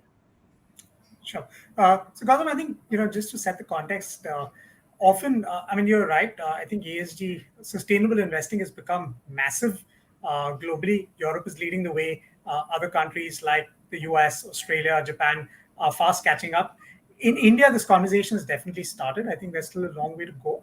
But I think the one thing that, often there are a lot of misconceptions, kind of frameworks that people don't necessarily always appreciate or understand about sustainable investing. And the most common, understanding is that, okay, I'm going to be buying clean energy and things like that, something which is pro-climate. Now, see, there are various frameworks for sustainable investing. And they've existed for a fairly long period of time. The most basic one is what we call just values-based or exclusionary investing, which is, you say that, okay, I don't want to buy certain sin stocks, I don't want to buy tobacco, I don't want to buy gambling stocks. That was the initial framework. A large part of where ESG investing is now evolving towards is actually integration, which is happening in India, which means that you're thinking about the environmental, social, and governance risks that a company is exposed to, which can, financially impact the company. So it could be in terms of either loss of business, loss of fines, or just loss of brand value. And there are several examples that there are both from a local or global context. I mean, we know what happened with British Petroleum when they had the oil spill more than a decade ago. More recently, we've seen what happened with Volkswagen with the emission scandal. Similarly, in India, we had on a social side, we had the Maruti labor crisis, which took a significant impact on their business and their stock price. Similarly with Nestle in India. So I think the examples are many. And that's where managers and investors look to understand what are the inherent risks that come in with from an environmental, social, and governance aspect of the company, and what is the company's management doing, or what policies do they have in place to kind of address them, right? So that's one very popular form of sustainable investing that's very popular, and we have a lot of increasing number of funds in India too. The third one, where the global markets are now kind of gravitating towards, is more impact-based investing. They're saying that, okay, I also want to make a difference with the money that I'm, so getting into, say, clean water, clean energy, maybe gender diversity, and there's several other themes that can be there, and active ownership through we've seen this even happening locally, where managers are voting with the money on the stocks that they own to get the right practices from the company management. It could be regarding managerial pay or other such instances where they're guiding and nudging company management to make the right decision from an ESG framework, right? So that's just kind of the broader context about how sustainable investing has various frameworks, and I think investors need to appreciate and understand where do they really want to look at kind of making their investments, right? From a local context, a couple of great moves have happened. Obviously, one is the regulator's been very proactive, so they've obviously asked for corporates to make enhanced ESG disclosures for the top 1,000 listed corporates. So that's only going to improve the visibility on what companies are doing. There are local funds, ESG funds, that are available now that an investor can look at, and while there's still a handful, but the space is going to grow as time comes.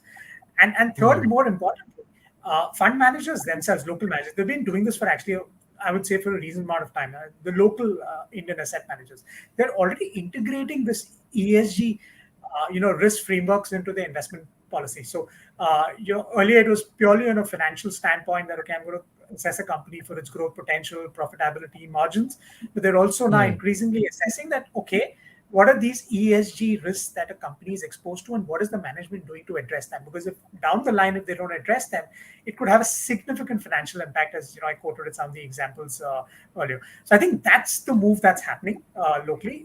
Is that a broader systemic thing we are looking at, Kaustubh? As in a lot of the fund managers also looking at ESG risks into the broader portfolio that they have, rather than just having ESG based funds into the broader investment universe? Is ESG risk becoming a systemic point that fund managers are looking at?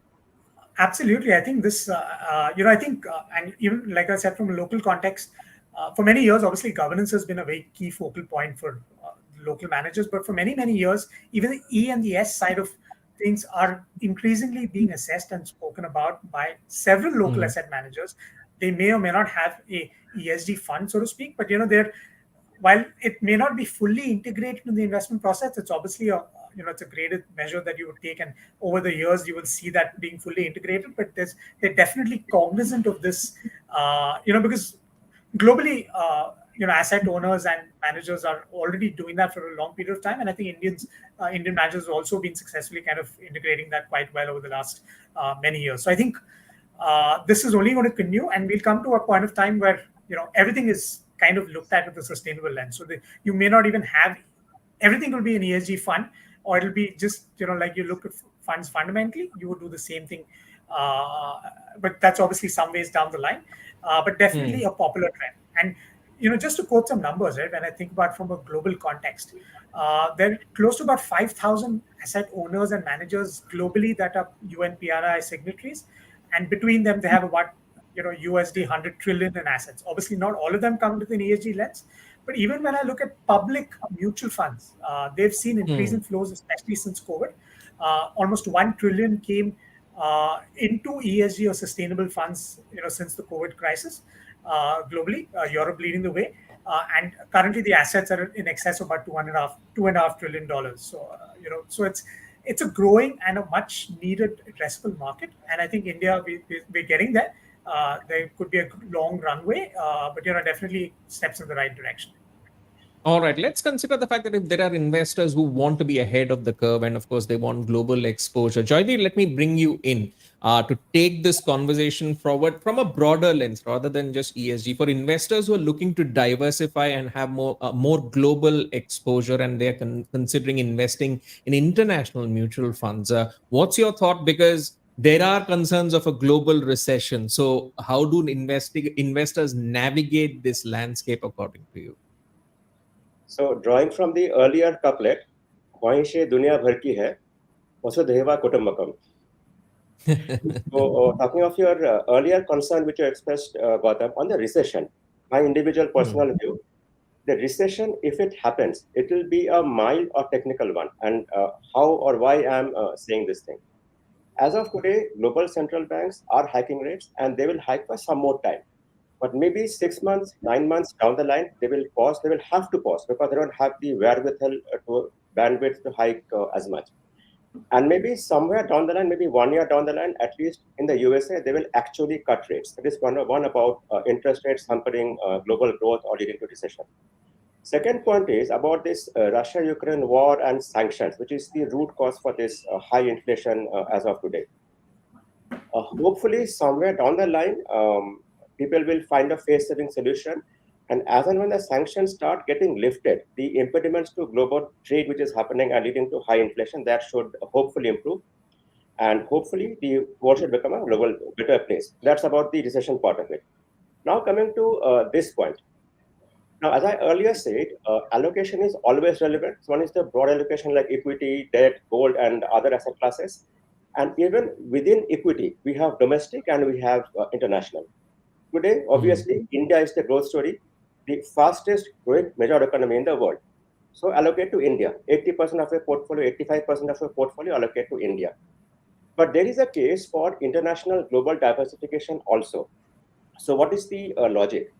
If you look at data over the last 10, 15, 20 years, and if you look at year-wise returns across countries, across markets, US, India, China, Europe, across markets, even in today's world of interconnectedness, no, on the lighter side, US president sneezes and the world catches a cold.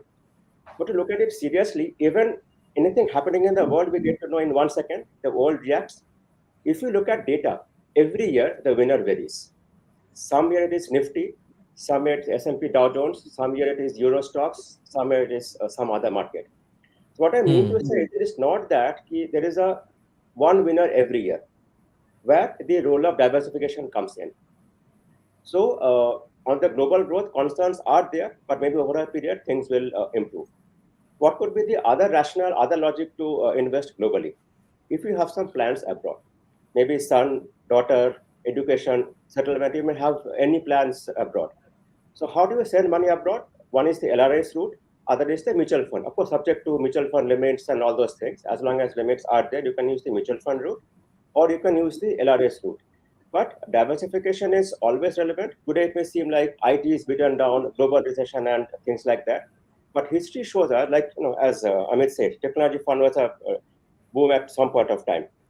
Today, what looks beaten down may be a better bet 5 years or 10 years down the line. So allocation always leads to better risk-adjusted returns.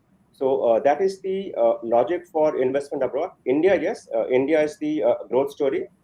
So invest a major part of your equity portfolio in India.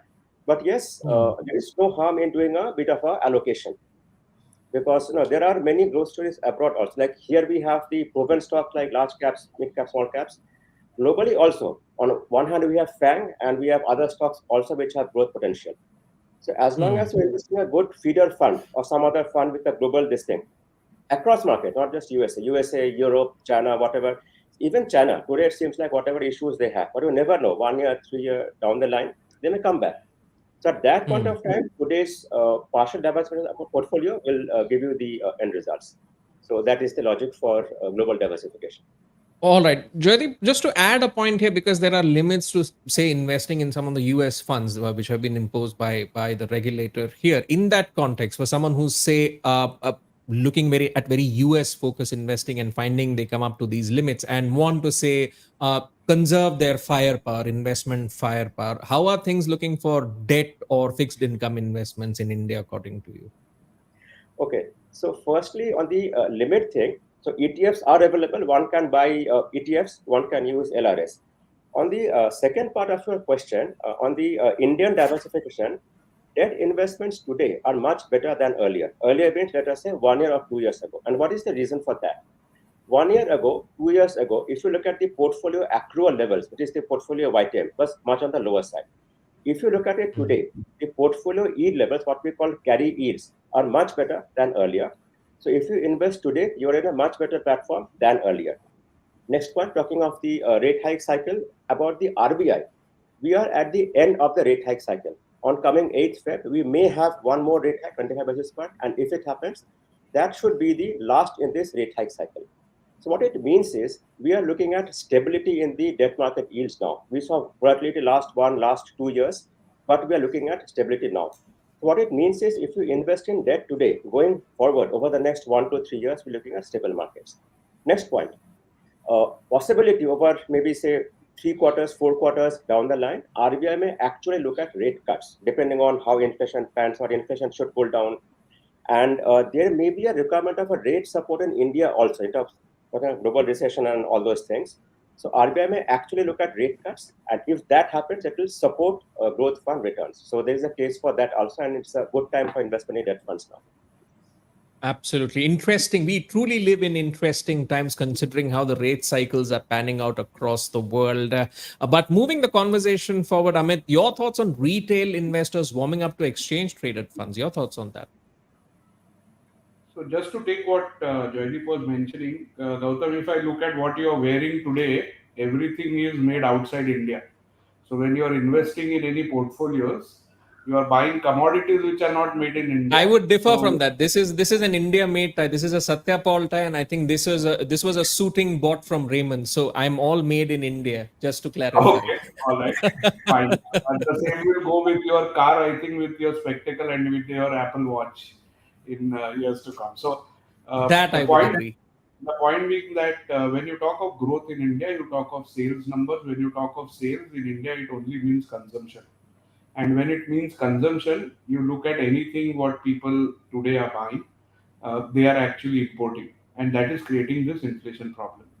So on debt side also, it's a very simple rule. When your home loan becomes unaffordable, your debt investments become attractive. So what you have to look for is availability of money and the rate at which you are getting that money. So if both of these, you can see that the availability is shrinking and the rates are moving up, fantastic time to invest in debt funds. I would also like to say that for people abroad or their sons abroad, Gautam, you're getting dollar assets at 4 quarter or 5% for a 1 year period. This is not a recommendation, but there are many money market funds also there which are available at 4 to 5% dollar yields, which I think is very, very attractive. Coming to your question on retail and how people are looking at the ETF category, I think more and more people who cannot afford to invest lumpy monies through the brokers are definitely going in for ETFs as a model. And I would like to remind you that ETF is not only of equity, but you had benchmark mutual fund, which also started with liquid bees way back. So, which can also be used as margin for your broking account. So, ETFs have been in use for quite some time. And I think retail is very much warming up into ETF as a category. You can also have various sectoral ETFs which you can buy where there are no funds available. So there are some people who are also buying into some sectoral ETFs where you have no funds which are available today.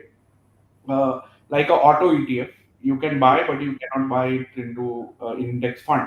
So there are many categories where retail people are actually going and buying, and I think ETF investing globally has become big, and in my view, ETF investing in India also will become big. But again, I said that कामयाबी हमेशा समय मांगती है and समय हमेशा धैर्य मांगता है. So if you want to be successful, you have to have time and you have to have dhairya with you, and then you will be successful wherever you invest. Absolutely. Make sure time is on your side. Well, we're almost coming to the end of our panel. So let's see if time is on our side for the remaining duration that we have. Abhishek, I'll come to you with the last question of this segment and ask you what are some of the common misconceptions about mutual fund investments which are being perpetuated by social media that investors, in your opinion, should let go of in 2023? I believe you're on mute, Abhishek. If you can unmute yourself. So sorry, my bad. I'm saying January is a good time. New Year is a good time to have resolutions, and usually the first one is that I will get up on time. I will go to the gym. I will stop doing this, stop doing that. One of the misconceptions, or rather, one of the resolutions one needs to have is uh, read lesser and lesser into social media. While social media is fantastic for awareness, for keeping up to date, we've also seen some of the flip sides of it. One of the biggest ones that I've seen, at least in the recent past, is the age of new investors.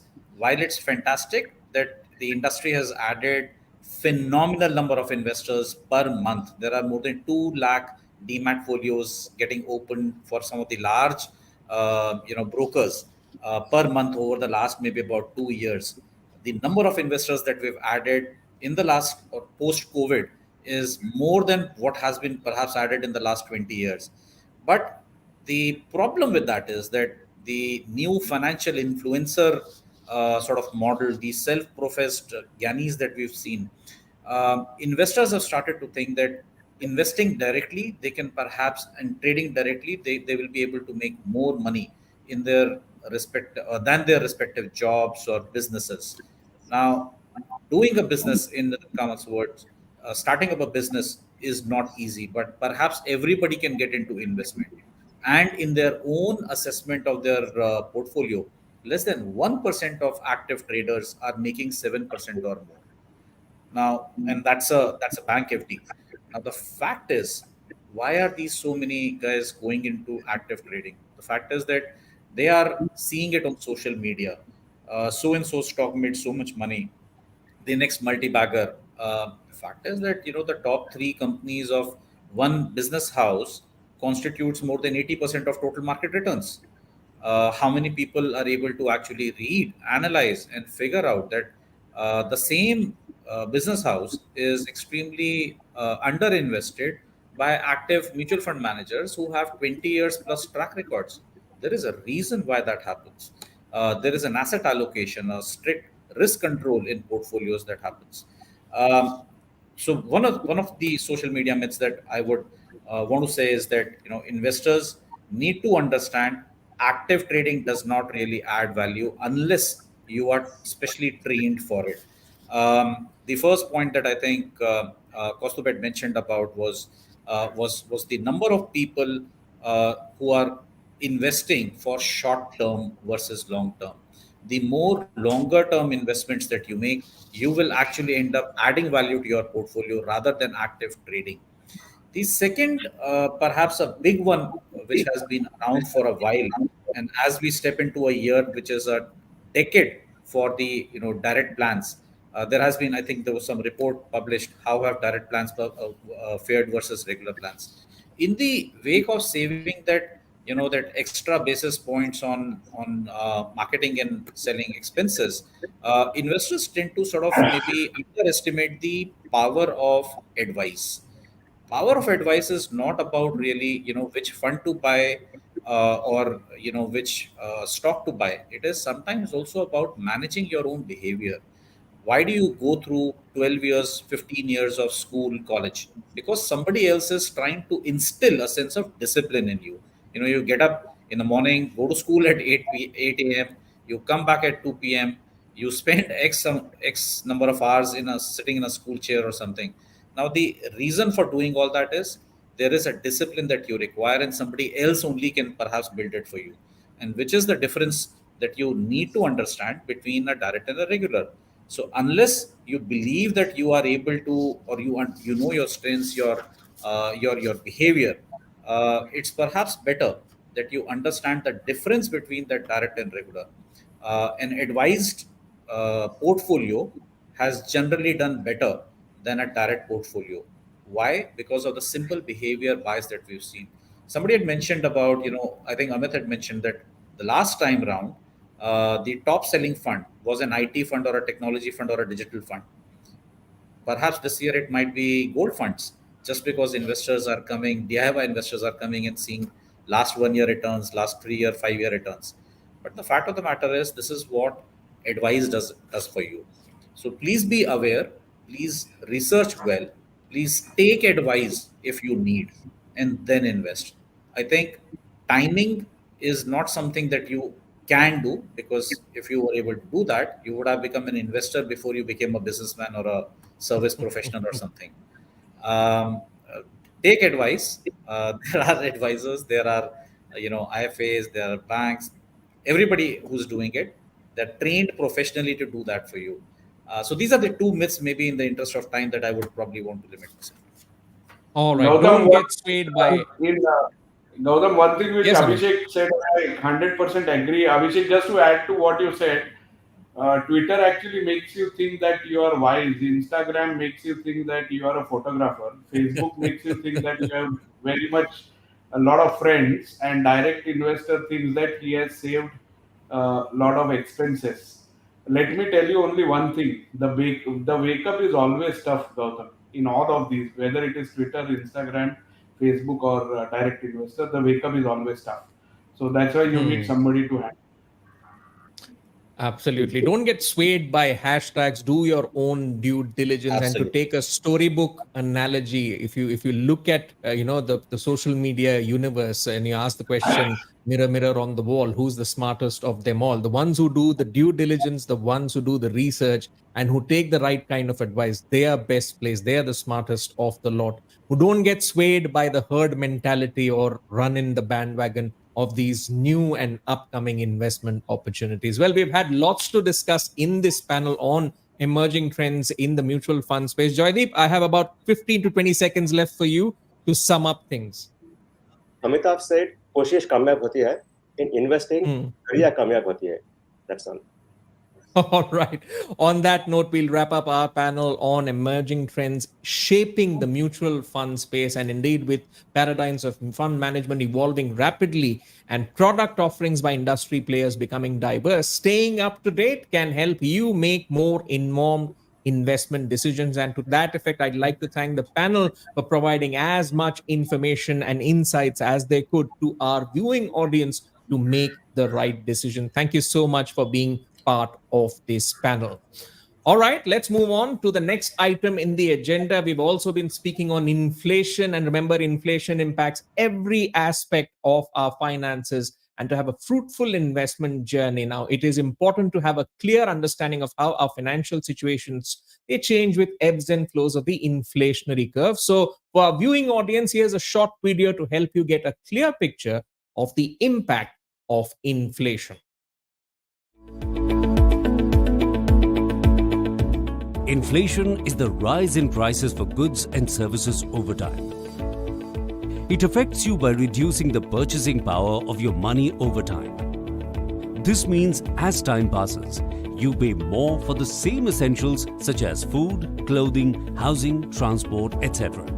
Over time, inflation also reduces the value of your savings that are not invested right.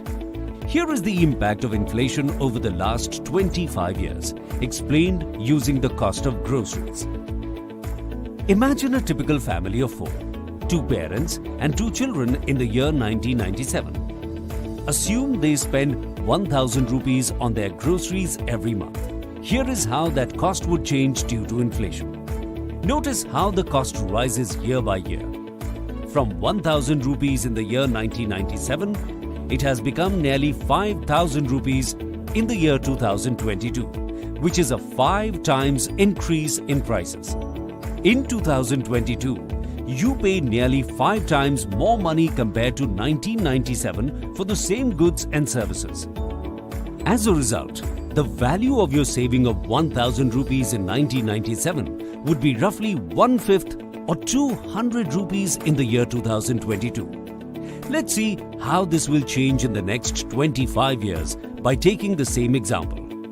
For a typical family of 4, The cost of groceries in 1997 was 1000 rupees.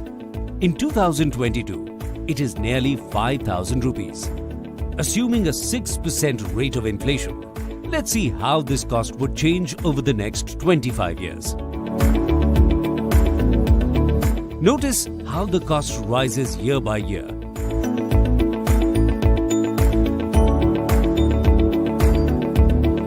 From nearly 5000 rupees in the year 2022 to nearly 20,000 in the year 2047, which is a 4 times increase in prices.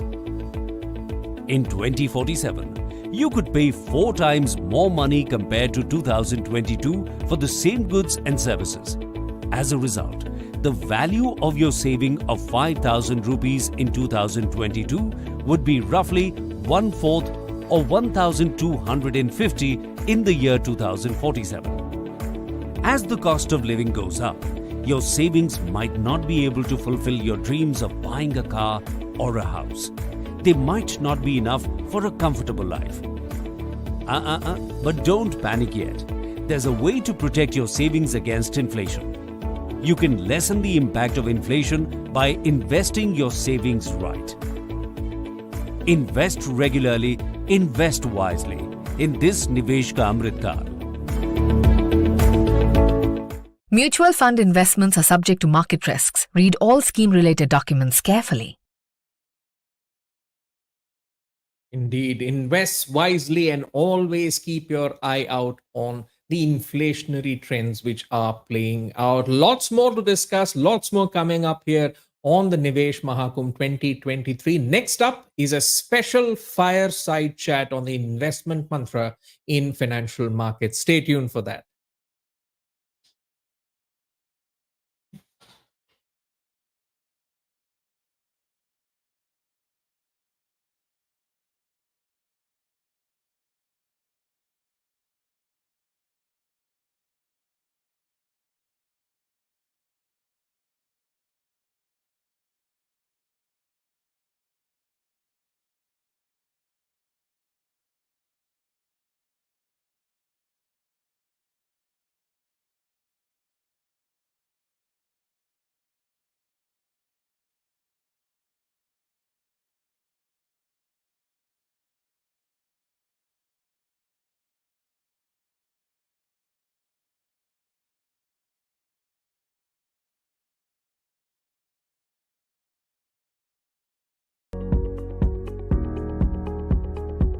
Empty wallet end of the month?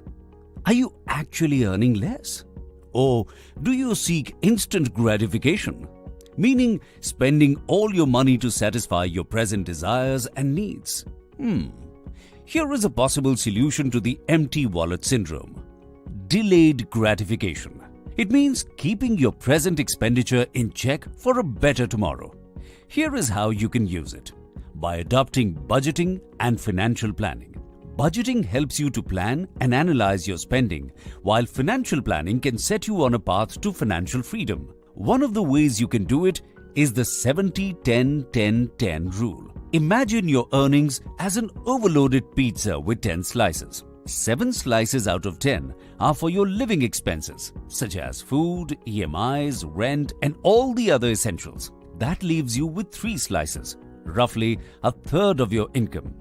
These 3 slices will secure your financial future. Here's how.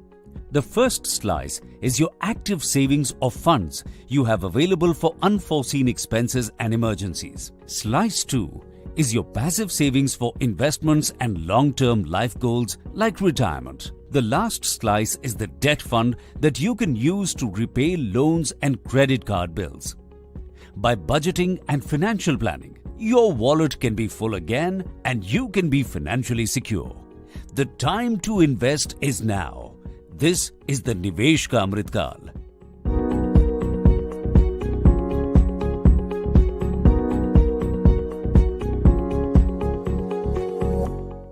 Mutual fund investments are subject to market risks. Read all scheme-related documents carefully.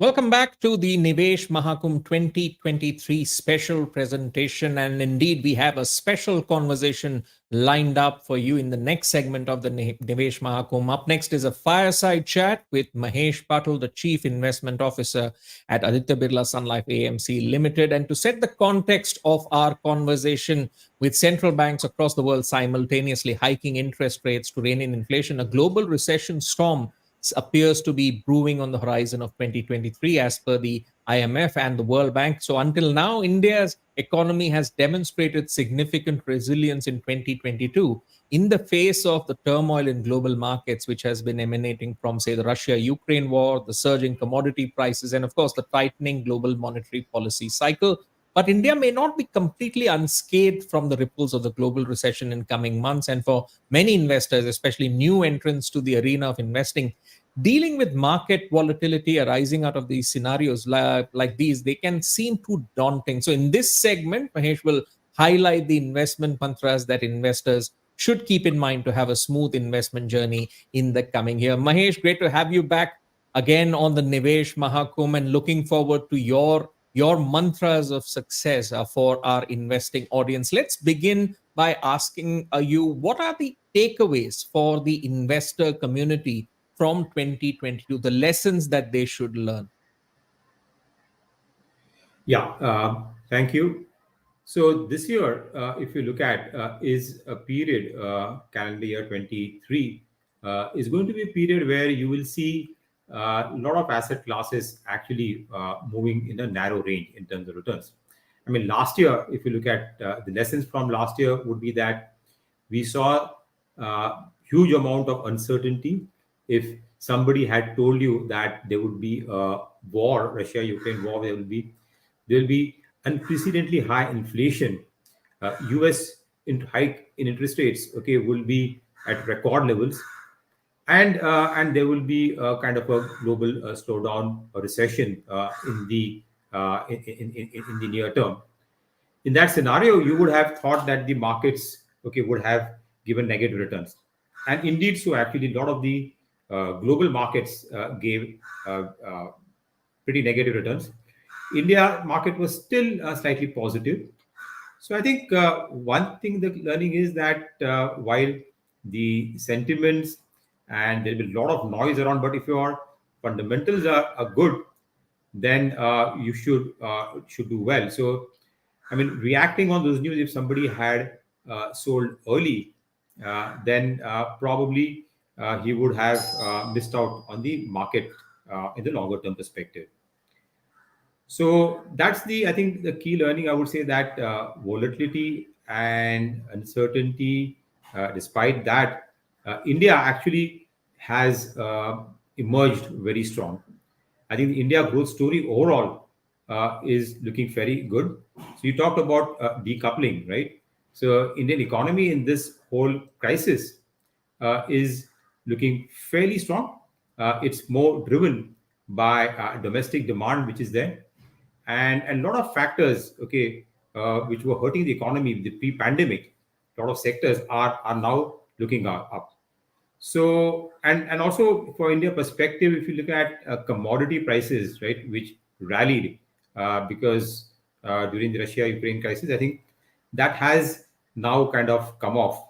So that should, India is a net importer of commodities, so that should aid a lot of companies. So that, in a sense, I would say that I mean, last year, pretty uncertain period, but I think we have still managed fairly well. And also, I think the bigger learning was that the strength of the domestic investors. And I mean, last year we saw record outflows from FIs, almost to the tune of around 26 to 27 billion dollars. And despite that, the market was able to hold on because domestic investors came into the market in a big way. We have seen that trend play out post the pandemic. A lot of new investors have come into the market, and the breadth of the market has improved.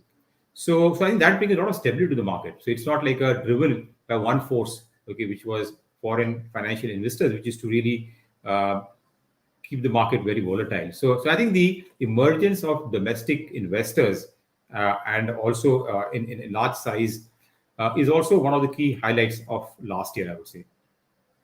Indeed, lots of points to consider. As Mahesh, you said, focus on the fundamentals. That was the key lesson to be learned from 2022. And as we are coming off the effects of some geopolitical inspired changes, it's also interesting to see how the market dynamics are changing. As you mentioned, domestic investors have come out in full force, even as FIIs kind of move their money away, which has provided stability. But on the point that you mentioned of potentially narrower returns coming in for this year, that will bring up the conversation around, say, rebalancing portfolios, whether investors have it with themselves or with their advisors. So, from your point of view, what are the things that investors should keep in mind when they go about rebalancing portfolios? Yeah, so I think while rebalancing the portfolio, and why do you do rebalancing of the portfolio? It is because for a particular investor, right, based on your risk profile, you'd have had certain target allocation, asset allocation, say towards equity and debt. If you look at these two are the two main asset classes which are there. So normally what happens is that because of sharp movement in a particular asset class, you would see that the asset allocation changes over a period of time. So I think it's important that one rebalances the portfolio so that the overall risk of the portfolio comes back to the potential risk assessment of that particular individual. So in that sense, I think the rebalancing is important. Again, the target allocation for any particular investor asset allocation depends on one's risk profile. So if you are a high risk profile investor, then you would have a larger allocation to an asset class like equity compared to debt. And it's also important to understand that what is the period of rebalancing, because that is also equally important. When do you really rebalance the portfolio? So I would say that now people have various time frames, okay, 1 month, quarter, 6 months, or a 1 year time frame. But I would like to believe that typically an asset class, okay, the cycles are slightly longer, right? If they play out, it will be slightly longer, say more than a year time frame. So I think it would be better to rebalance the portfolio, say on a 6 monthly, on a 1 year basis. I think that will enable you to ride also on a particular asset class, okay, which does well in that period before trying to rebalance too early also. So, and that is another thing which I think one needs to keep in mind. Obviously, rebalancing a portfolio not necessarily enhance the returns, okay, of a static portfolio, right? For example, your asset allocation, target asset allocation was 50% equity and 50% debt. And if you if you are doing a rebalancing of the portfolio on a say 6 monthly basis, then the returns will be similar. But what it does is that it tends to sell, okay, when the particular asset class returns are on the higher side. So basically, you sell high, and you put that allocation back again to the target allocation on the other asset class, okay, which has not done so well. So you buy other asset which is normally lower. So that enables you to also reduce to some extent the risk and volatility, because normally when something goes up over a period of time, it has a tendency to mean revert and again go back to the normal. And that normally leads to a volatility. For example, if equity allocation from 50 goes up to 70 because of sharp increase, and if you don't rebalance the portfolio, and then 70 can again go down, okay, back to 55 or 60 levels, and that can lead to volatility. But if you rebalance the portfolio again, then the overall volatility of the returns goes down materially. All right, bringing into focus the point that you mentioned on risk and correlating with age, at say at which someone starts investing and looking at their risk taking abilities. What do you think is the correlation between age at which someone starts investing and their risk taking abilities? And according to you, how does it impact their returns in the long run? So there is a, I mean, if you look at the early you start investing into the market, and especially we're talking about investing into equities, because that's where it really matters, where the risk is also equally higher. So as you increase your time horizon in the market, we've seen that the chances of negative returns in the markets go down. Because as you know, in the shorter term, market can also give you negative returns and significant negative returns. We have seen that in certain periods, markets have given negative returns to the extent of around 25-30% also. So as you increase the time horizon, the chances of negative returns goes down, and then you can take a larger exposure to equities because you have time to your advantage. So by that corollary, if you are young and if you're starting early and if you have got a long period in front of you, your working career, then in that scenario you can actually have a larger equity allocation is what you can do, and progressively as as you mature, right, age grows and your period, I mean, of total income generating period starts to go down and you start looking at more retirement, then your overall equity exposure, okay, starts to go down. So that's how I think one should be looking at. I think for all youngsters who are there, I would advise that I mean they can have a very large focus, because I think over a 10-year period, if you see, equities haven't given negative returns. I mean, in the worst of the crisis, right? And long-term returns in equities are normally better. So if you look at long-term, I mean, compared to say debt, it will at least be around 7% higher. So you can actually also benefit from the power of compounding. I think you talked the chart about inflation, okay, how it changes, but compared to inflation of 7%, if your equity portfolio gives a return of around say 13% or 14%, double that, because that's been the average returns, then over a longer term, if you have a longer term time frame, you start investing early, then the power of compounding can really materially increase the corpus, the end corpus of the portfolio. So I think that's how I think the risk taking ability and the age factor, I think, should really be played out. Absolutely. And this is a point which we discussed in the previous panel, where time needs to be on your side so that the power of compounding can work for you as an investor. But looking at the current circumstance, the current landscape, where there is a possibility of market volatility and, of course, interest rate fluctuations in the coming months, Mahesh, how should debt instruments be placed in one's portfolio? What's your thoughts on that? So calendar year 2023, as I mentioned earlier, is going to be a year where the returns across asset classes, whether it is equity, debt, or even gold for that matter, right? The precious commodities, we see them in a pretty narrow range. And this year, what we are seeing is that debt is also likely to emerge as a asset class which investors should not ignore. I mean, if you look at in the last 1 year or more than that, people have forgotten investing into debt because the interest rates were very low, right? Because all the central banks had cut interest rates during the COVID period, and banks FDs were like below 5%, and there was a more flight towards equity. But now interest rates have moved up significantly by almost 200 basis point or 2 percentage points, and that is offering now a reasonable return, anywhere between 7 to 7.5% or so, which is pretty attractive considering the fact that equity returns this year would also be probably around high single digits, though long-term equity would still generate good returns. So in that scenario, if you're investing, say with a 1 year view or say less than a 3 year view, then you need to have debt also as a part of a portfolio, where the return, normally equities, to invest into equity because of the volatility, they would require at least a 6% kind of a risk premium. That means if debt is giving around 7% return, then because of the higher risk in equity, you would at least want equities to give you around 13% kind of a return, which I think would looks difficult from a short-term perspective. Though I think over a 3 year time frame or more, equities can still give that returns.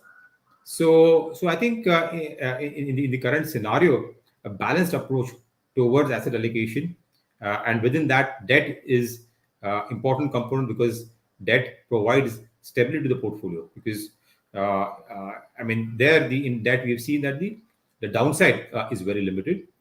And you can also probably add gold as an asset class. Okay, not in a large quantity, but some part of your asset allocation can be there. Normally, we have a multi-assets fund, okay, where we have a combination of equity, debt, and gold. Gold will provide you some amount of protect. It kind of gives you hedge, okay, against any market volatility or in a crisis, and which we think we are not out of that as yet. On the debt side, again, coming back, there are a lot of products, okay, which are there in the market, especially in the mutual fund side, like the target maturity plans, okay, which the risk, okay, if it is your investment horizon, okay, matches the duration of the instruments. So there is no risk of interest rates, okay, which can lead to volatility. But by and large, I think products, accrual products, okay, with a 1 year or a 2 year, 3 year kind of a duration, look fairly attractive at this point in time. And one can invest in them through some of these short-term funds or the floater funds, okay, which are there, or the bond funds, I think can be attractive for investors to look at as a part of their asset allocation. All right. Patience has been one of the key words emerging out of our conversations in Nivesh Mahakumbh 2023. So, Mahesh, from your perspective, I want to understand, why should investors continue to keep believing in the India growth story? We've got a budget coming up. So, from a rationale perspective, what are your thoughts on why investors, whether they're domestic or global, why should they continue to keep believing in the India growth story? So I think India, has emerged now as a leading economy. We are already the fifth largest economy now, and a lot of reforms which have happened in India in the last 7 years, be it, obviously with a strong and reform-oriented government, whether it is in the banking and financial services sector, the GST implementation, the RERA, which was introduced in the real estate sector, the whole digital transformation in terms of the UID. This is paving the foundation for India's next leg of growth, we think, over the next decade or even beyond that. And that would continue to drive our economic growth. We are also seeing that the global scenario, okay, geopolitics globally, is likely, India is much better placed in that scenario. And there's a shift also globally towards moving from China, right, to other manufacturing locations. And India will now adding the largest amount of working age population, okay, in the world. And that would really be, if that is tapped properly, then India can be a large manufacturing base, also supplying not only domestic economy, but also to the global world. So I think all these factors, okay, enablers, okay, are in place. Also, India's demographic profile is also very favorable. India is still pretty young population. We saw China actually now go beyond that a few years back, and that will also drive consumption, especially discretionary consumption. Your per capita income, as it moves up, you'll see demand for a lot of discretionary consumption, be it in the consumer durables, retail, auto sector, would also move up. So I think all these factors lead us to believe that India over the next decade will continue to grow, say around on an average around 6.5% or so.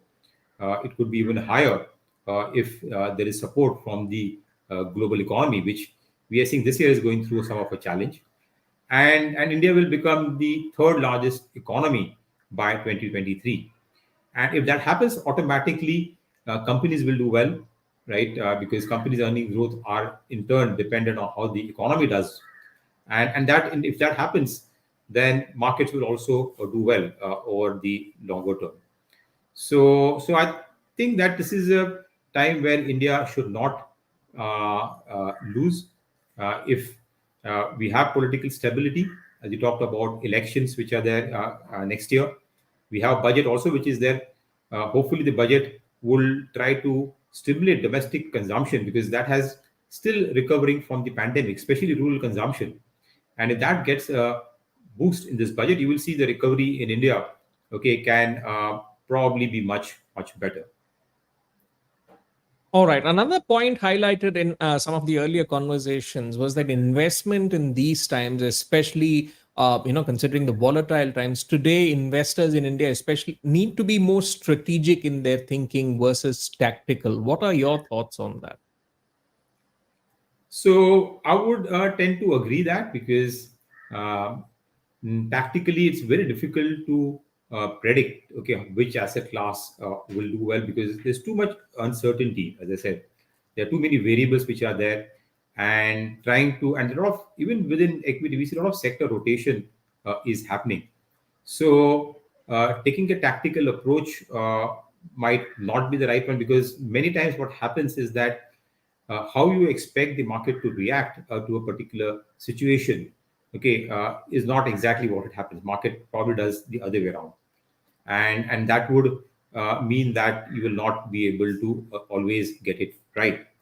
But taking a strategic decision and planning accordingly, then I think I mean in the longer run, actually it is the more fundamentals, okay, as we discussed, okay, that will drive the outperformance or the returns in a particular asset class.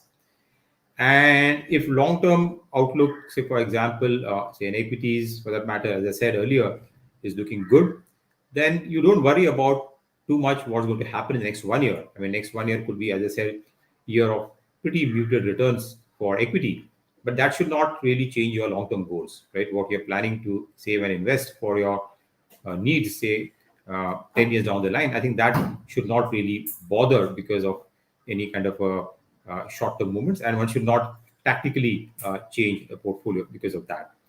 So I think increasingly, I think it's important to have a more strategic, long-term approach in terms of your financial planning, asset allocation, to be able to really benefit out of the I mean the true potential, okay, of the various asset class, okay, what they offer. All right, words from the wise. Before we let you go, Mahesh, bringing it all together, what do you think is the key message that the investing audience watching Nivesh Mahakumbh 2023, watching our conversation, what should they take away, especially in terms of, say, avoiding some of the usual mistakes folks make when they look at investment? So I would say that I think a lot of earlier panelists would have also covered that. But I think the usual mistakes people make is that looking at the past and then try to judge the returns for any particular asset class. So, I mean, we've seen that, I mean, especially in the last 1 year, if you look at equities, haven't done all that great. Probably this year also, it might not be very great.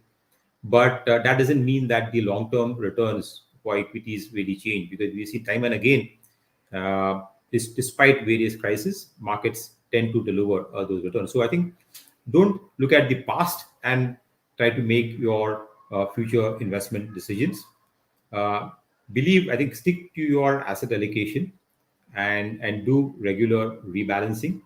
That will help you to build the discipline and ensure that you don't take unnecessary higher risk, because that can lead to one actually taking wrong decisions, right? Because when you over expose yourself and there is volatility, then investors tend to become more conservative, right, risk averse, and then they probably take the wrong decisions.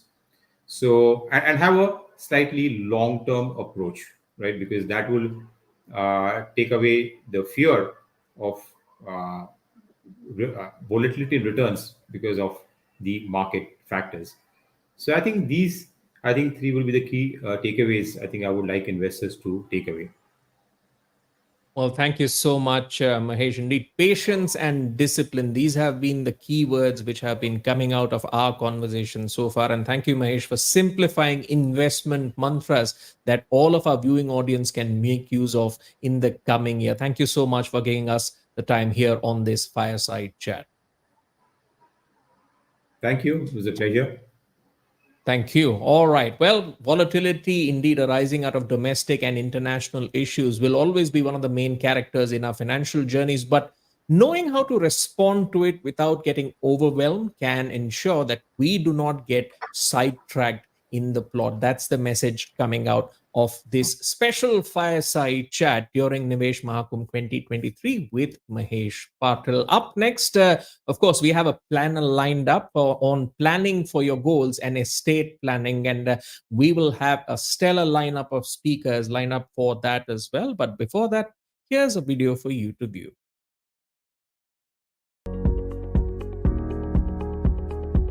Empty wallet end of the month? Are you actually earning less? Or do you seek instant gratification?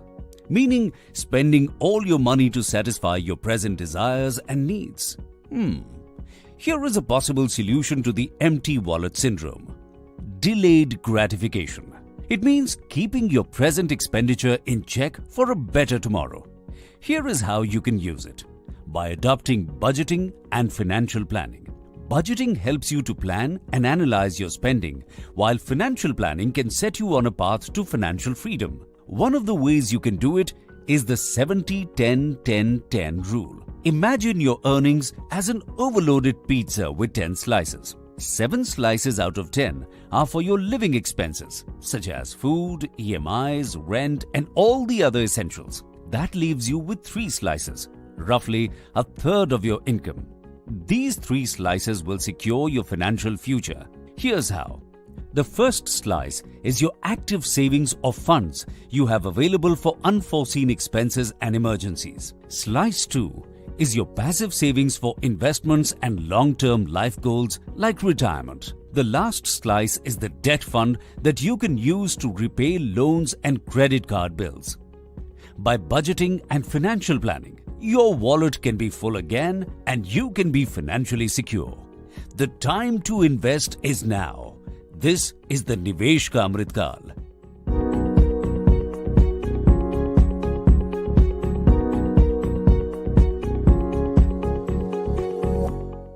Mutual fund investments are subject to market risks. Read all scheme-related documents carefully.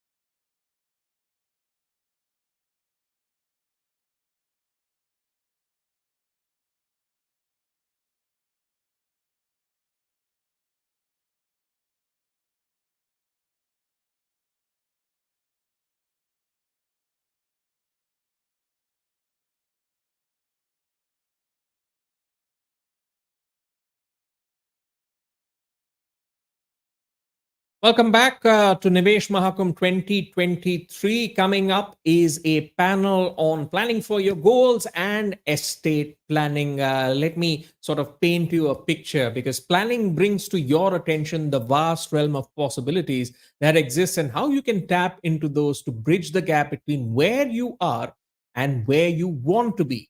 It also provides opportunities to create safety nets for ourselves and, of course, our loved ones that can act as a shield during difficult times. Now, this also includes estate planning, which can become a neglected subject in the realm of financial planning. We often tend to, ignore this. We can look more into it as a trap of thinking where there will be ample time and then we choose to forget it. Well, in a sense, in our next segment we'll be exploring the various aspects of planning for your goals as well as estate planning. And to help dissect a lot of the talking points, we have a panel of expert speakers. Let me quickly introduce them to you, starting with Deepak Jain, who's Director for India and South Asia at the American Academy of Financial Management. He joins us for this panel. And along with him is Harsh Rungta, founder of Fee Only Investment Advisors LLP and chairperson ARIA. Joining us on the panel also is Anuradha Sriram, Chief Actuarial Officer at Aditya Birla Health Insurance Corporation Limited. And last but definitely not the least, we have with us Mr. K.S. Rao, Head of Investor Education and Distributor Development at Aditya Birla Sun Life AMC Limited. Welcome to the show, everyone, and thank you so much for joining us. Indeed, we've had two keywords come out of our discussion so far, which is patience and discipline. Let's focus on the third keyword, which is planning. Deepak, let me start with you and help our viewers understand what does estate planning entail and what are its benefits. Well, I believe there's a bit of an issue with regards to Deepak's, I think, video. So we'll see if he joins us back. Deepak, can you hear me? Yeah, I can hear you now. Can you hear me? Perfect. Yes, I can. Let me recap the question that I had for you. And we want to understand from you, so to enable the viewing audience to figure out, what does estate planning entail and what are its benefits? So whenever I start talking about estate planning, first thing I have to tell people is this is not about real estate. Because this word between real estate and estate planning is common, so many people think it's about real estate. So first, let's understand what is your estate. So anything which you own today is your estate. Everything which you will own on the date of your death is your estate, and everything which you will own post your death is also part of your estate. So basically, estate is whatever you own today and whatever you will own in future. Now, systematically planning the transfer of this estate after your lifetime is called estate planning.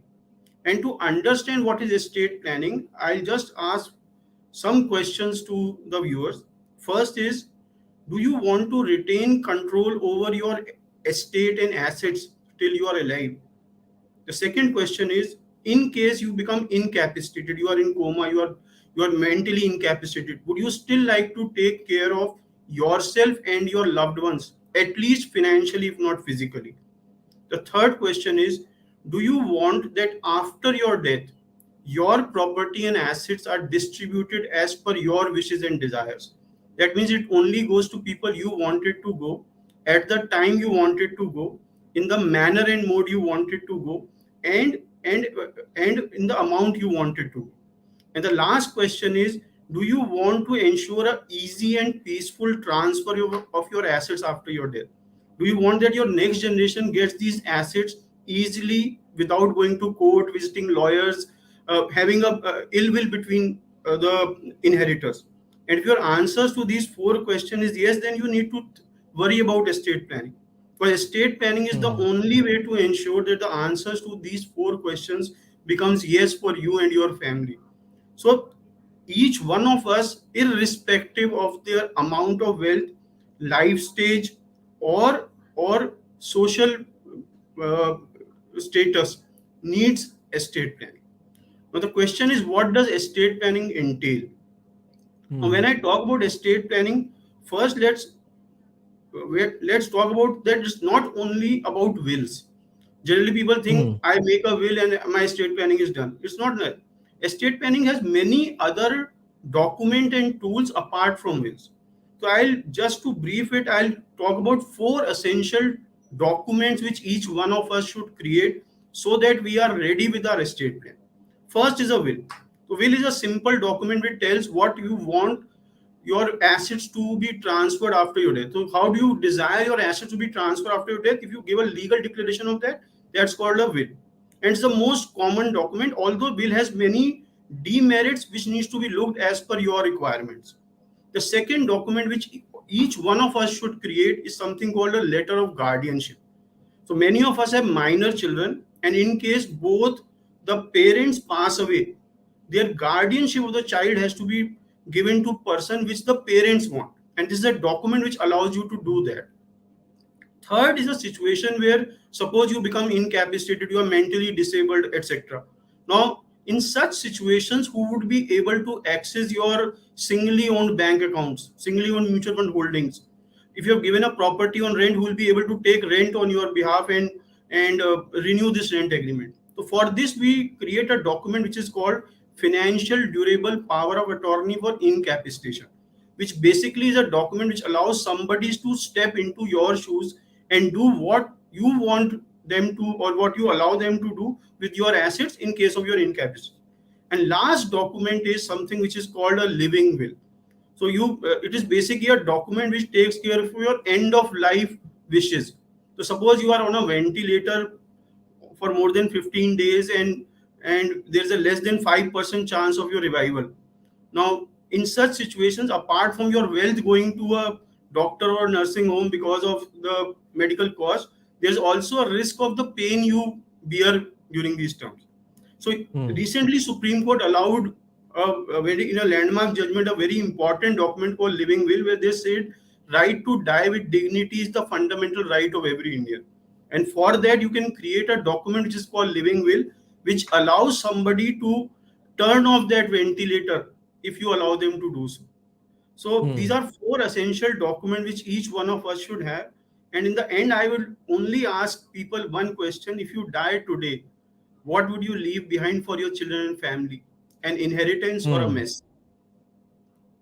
That's a very, very important question and a conversation which a lot of families need to have. And as you mentioned, it's estate planning is not about real estate. It's in a sense a blueprint for the future that you are creating because it helps mitigate a lot of the issues which come up, which if left unresolved can actually cause a lot more pain to the family. Thank you so much for outlining and providing us with a brief guide on what estate planning entails. I want to also bring in aspects around say insurance, and Anuradha, let me bring you in, especially on the point of the importance of solid health insurance coverage to someone who does not attach enough importance to it. Another aspect of this conversation, your thoughts on this, Anuradha? Thank you, and I really appreciate the opportunity to talk in this esteemed panel today. And hi and hello to everybody. Health insurance is a very important topic, and especially during and post COVID, people have realized the importance of health insurance. And as a health insurance company, we've had many instances of people who did not have adequate health insurance, realizing how painful it can be without having an adequate health insurance. During COVID, they had hospitalization bills amounting to 8 to 10 lakhs, and they did not have adequate insurance, or they did not have insurance, really eating into their lifetime savings and creating a significant impact in their quality of life as well as their future uh, uh, capability to manage their lifestyles. So, health insurance per se is a very important topic. And if you look at some data points, medical inflation has always been 3 to 4% higher than retail inflation. And if you see the recent experience, the medical inflation is even higher than the usual delta that we see between retail inflation and medical inflation. Typically, it is uh, 3 to 4%, but in the last 2 3 years, we are seeing medical inflation being at least 6 to 7% higher than retail inflation. In fact, as per a study last year in 2022, the medical inflation is as high as 14%, and which is one of the highest in the Asian region, followed by China at 10% and the few other economies at 8 to 9%. Whereas the latest retail inflation numbers are less than 6%. So, which means that this is something that people have to keep in perspective, and the opportunity that health insurance provides to enable an affordable risk pooling, whereby you get a very good cover at a very reasonable cost, is something that people should look at, and they should take adequate cover. See, look, unlike life or the awareness to save for retirement, which is coming now, people really don't know how much health insurance they have to take. And looking at costs, and if you're living in urban or semi-urban, it's very important that you have adequate levels of insurance. And if it's a family, more so, that 10 lakhs cover is absolutely minimum required and critical, because what we are seeing with medical inflation is that cost of a cancer treatment, cost of heart ailment, and so on and so forth, is becoming very high, anything between the range of 5 to 7 lakhs. And if there are a family of four, you need adequate cover. So I cannot emphasize enough the need for health insurance, the impact it can have on one's lifetime savings, and the need to take adequate insurance, and especially during and post COVID. So this is something that people have to keep in mind. Let not your bad health and hospitalization put your family and the whole lifetime savings in misery, is my recommendation to the audience. All right. As the quote goes, there are two things in life which are certain: debt and taxes. I'm going to add inflation to that as well. And hopefully, we bring in insurance to that conversation as well. Because as you mentioned, a lot of people don't think about medical inflation, right? And because costs keep going up, you don't want to be in a position where you do not have the right kind of health insurance to protect you from a significant cost which could arrive, especially towards the latter part of your life when health problems arise. So it's always important to have the right kind of health insurance, in a sense, to shield you from any exigencies. And on that note, when we speak on inflation, I also want to bring in the point on asset allocation. You have to be ready for everything, you have to plan for everything. So, Harsh, let me bring you in. What kind of asset allocation would you recommend for short term, medium term, and long term goals, considering inflation is also now one of the permanent features of our life? Harsh, I believe your mic is on mute. If you could unmute yourself.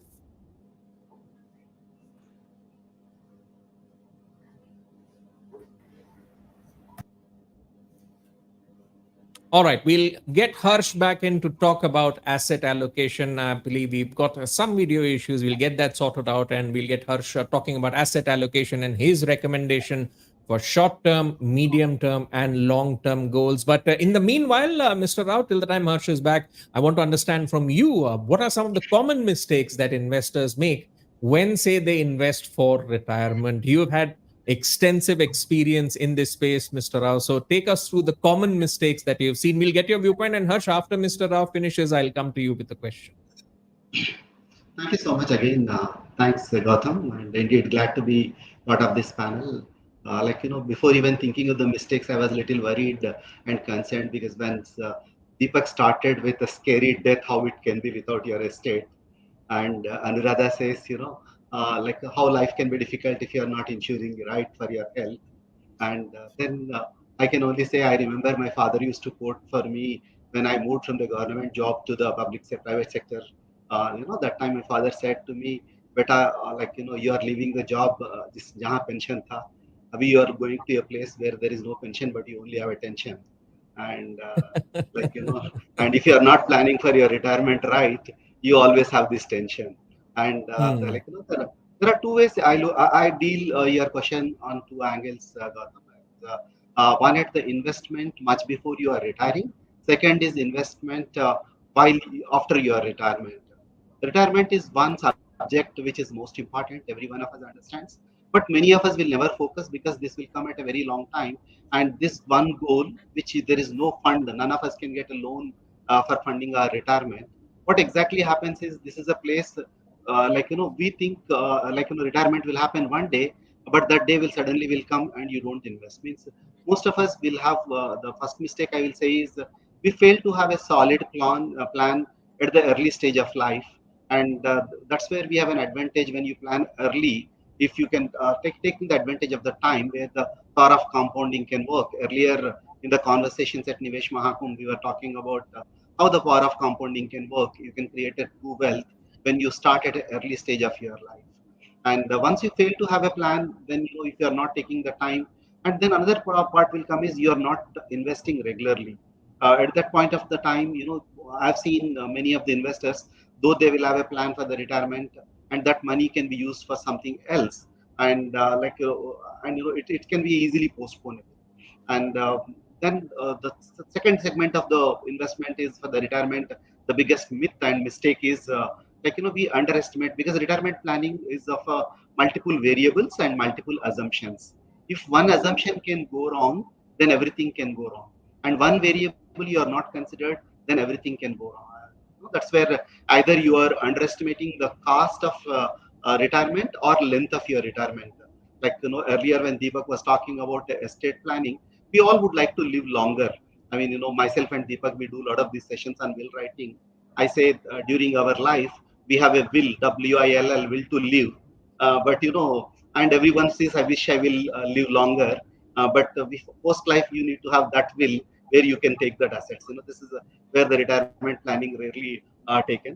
And one need to have these critical factors into account. The first one, and right financial advisor at that point can help to have right planning. When it comes to the post-retirement plan, most of us, we think somebody is retiring at 58, somebody is retiring at 60. We feel that entire money need to move to the safety of the assets. It is, we forget that we are going to live for another 25 or 30 years. How I can invest this money into various buckets so that I can get substantial money, taking this is I look at it as a poor investment planning. Probably Harsh is going to talk about asset allocation here. Here, post-retirement also this asset allocation will make very, very important. It's the most important part of it. And we always look at, I want to be safer the post-retirement. It is need not be always, because situation for each one of us very different. And one need to be diligent. And of course, another one we always look at is retirement planning is different for each one of us, very different, because if you are retiring with a debt, then that is the biggest problem. You need to repay your debt and start living for that. And the one I look at is not accounting for healthcare costs, as earlier Anuradha was talking about, and you need to take the healthcare cost. Putting all this, these are the mistakes I look at. And the last biggest mistake I say is, post-retirement ROI ke money that is return on investment, that is ROI. But post-retirement ROI is have a 3 R's, triple R, like the Golden Globe one award. No, it's the triple R is your return on interest, the rate of interest, rate of inflation, and regularity and reliability of income. If you take these three into consideration, then you can plan your retirement very peacefully. And when we call this is the retirement life is a golden age, you need to bring that gold into the retirement. How you can bring that gold is not the investing in the gold. For me, that gold is an acronym. G is gainfully engaged. Keep yourself fit and work somewhere and do that. And O is optimally invested. And right investment advisor can always make sense. And L, your lifestyle decides what kind of life you are going to lead, whether healthy life or wealthy life or combination of both. And D, earlier you are talking about patience and discipline. That discipline is most important, whether it is investment or for the managing the life. This is what I would like All to right. So if you play your 3 R's right when it comes to investing for retirement, you can win the golden globe of life. That's the view coming in from Mr. Ryan. Credit to you and of course the Aditya Birla team as well for a lot of the investor education programs, award-winning investor education programs that you hold to educate investors on what needs to be done and how they can live a positive life. And speaking on wills, where there is a will, there is a way, but there will always be some maps required to reach your destination. So Harsh, let me bring you back into the discussion and extend the point on asset allocation and your recommendations for the ways for achieving short term, medium term, and long term goals. So I think first of all, thank you for this great opportunity, this great stage, and the panelists before me. I think all of us, we have emphasized on inflation and what can you do to sort of uh, manage the impact of inflation. And one of the ways, one of the very effective ways to manage that is to have a mix of investments such that some of them give stability, like a fixed income investment. I mean, popularly called debt mutual funds, fixed deposits, etc. Those are the popular ways that will give stability. But the issue with those kind of investments is that they will rarely, net of taxes, they will rarely beat inflation. So to beat inflation and to increase and grow your wealth, you need assets that may be more volatile, in the sense they may go up and down, sometimes even eating into your capital in the short run, but in the long run, those assets, whether that is gold, whether that is domestic equity, whether that's global equity, or maybe any other asset class, that will give you the positive, the alpha as it is called, over inflation even after taxes. So that a combination of them gives you an ideal mix of stability and growth, I think. And that is the technical word for asset allocation. I think it's important for us to remember that that is what it is. You mentioned about short term and medium term and long term. There is an easy answer and there is a slightly more nuanced answer. The easy answer is simple. The shorter your term, the mix of the stable part, which is debt investments or fixed income, greater will be the proportion of that. So if it is very short term, if you're talking 1 year, 2 year, then typically you will not really talk about any of the volatile, whether it is equity, whether it is global equity, etc. And as you go towards the end of it being long term, that proportion will increase and your stable can decrease, because now you also need in the long term growth. uh, issue with that simple answer is that that is only one of the parameters by which you will decide your mix. There are actually four parameters. One is what you mentioned: short term, medium term, long term. The second parameter, it's a four-sided matrix. The second uh, side to this matrix is your innate risk-taking ability. For the same long term, a person whose innate ability to take risk is high will have a higher mix of volatile assets as compared to somebody whose innate ability to take risk is low. So I think the innate ability becomes a second parameter. The third parameter is the availability of resources as compared to what they want to achieve, what their goals are.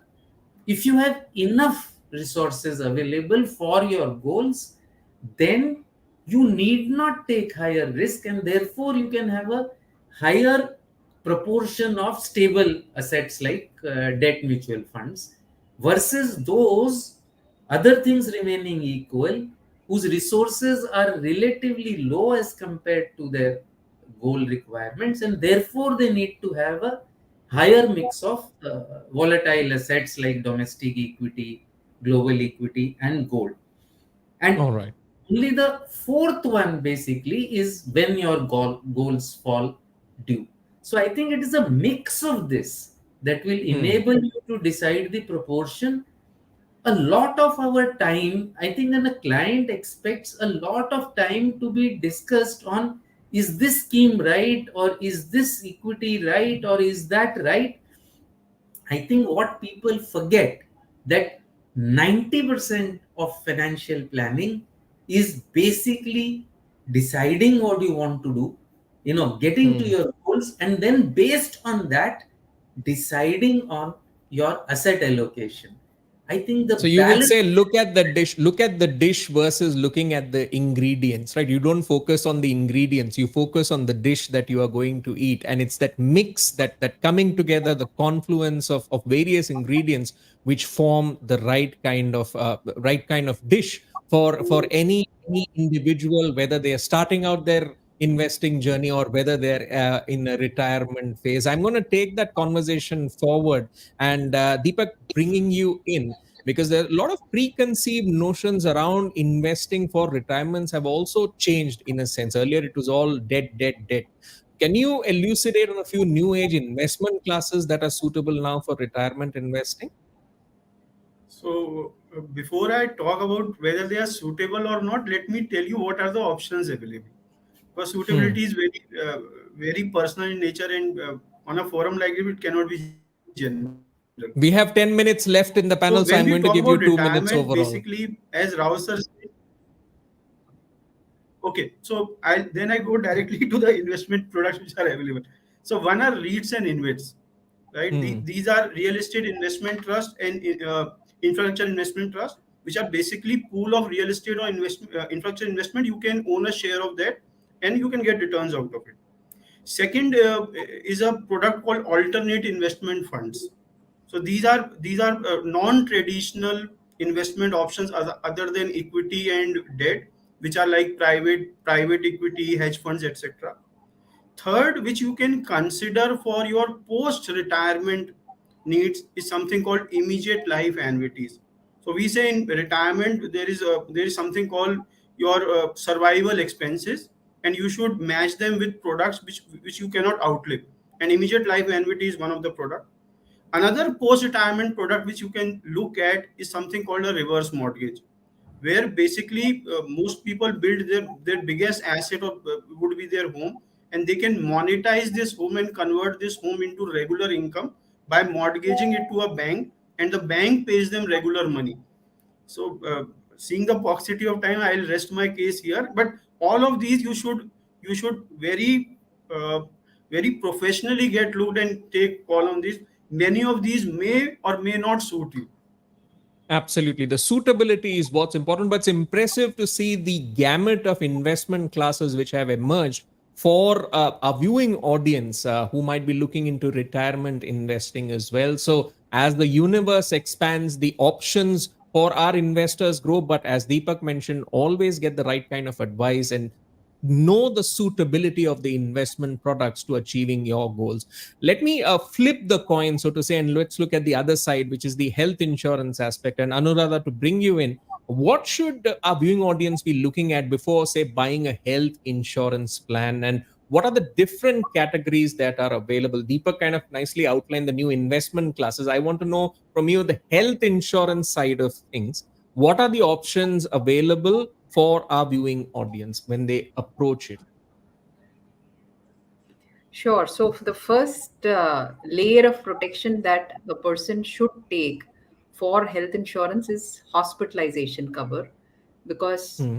if there is any health related ailment, the first financial coverage that a person requires is hospitalization cover. So that is absolutely critical. And like I said before, a minimum amount of cover of at least 10 lakhs if you're staying in an urban or a semi-urban is absolutely critical.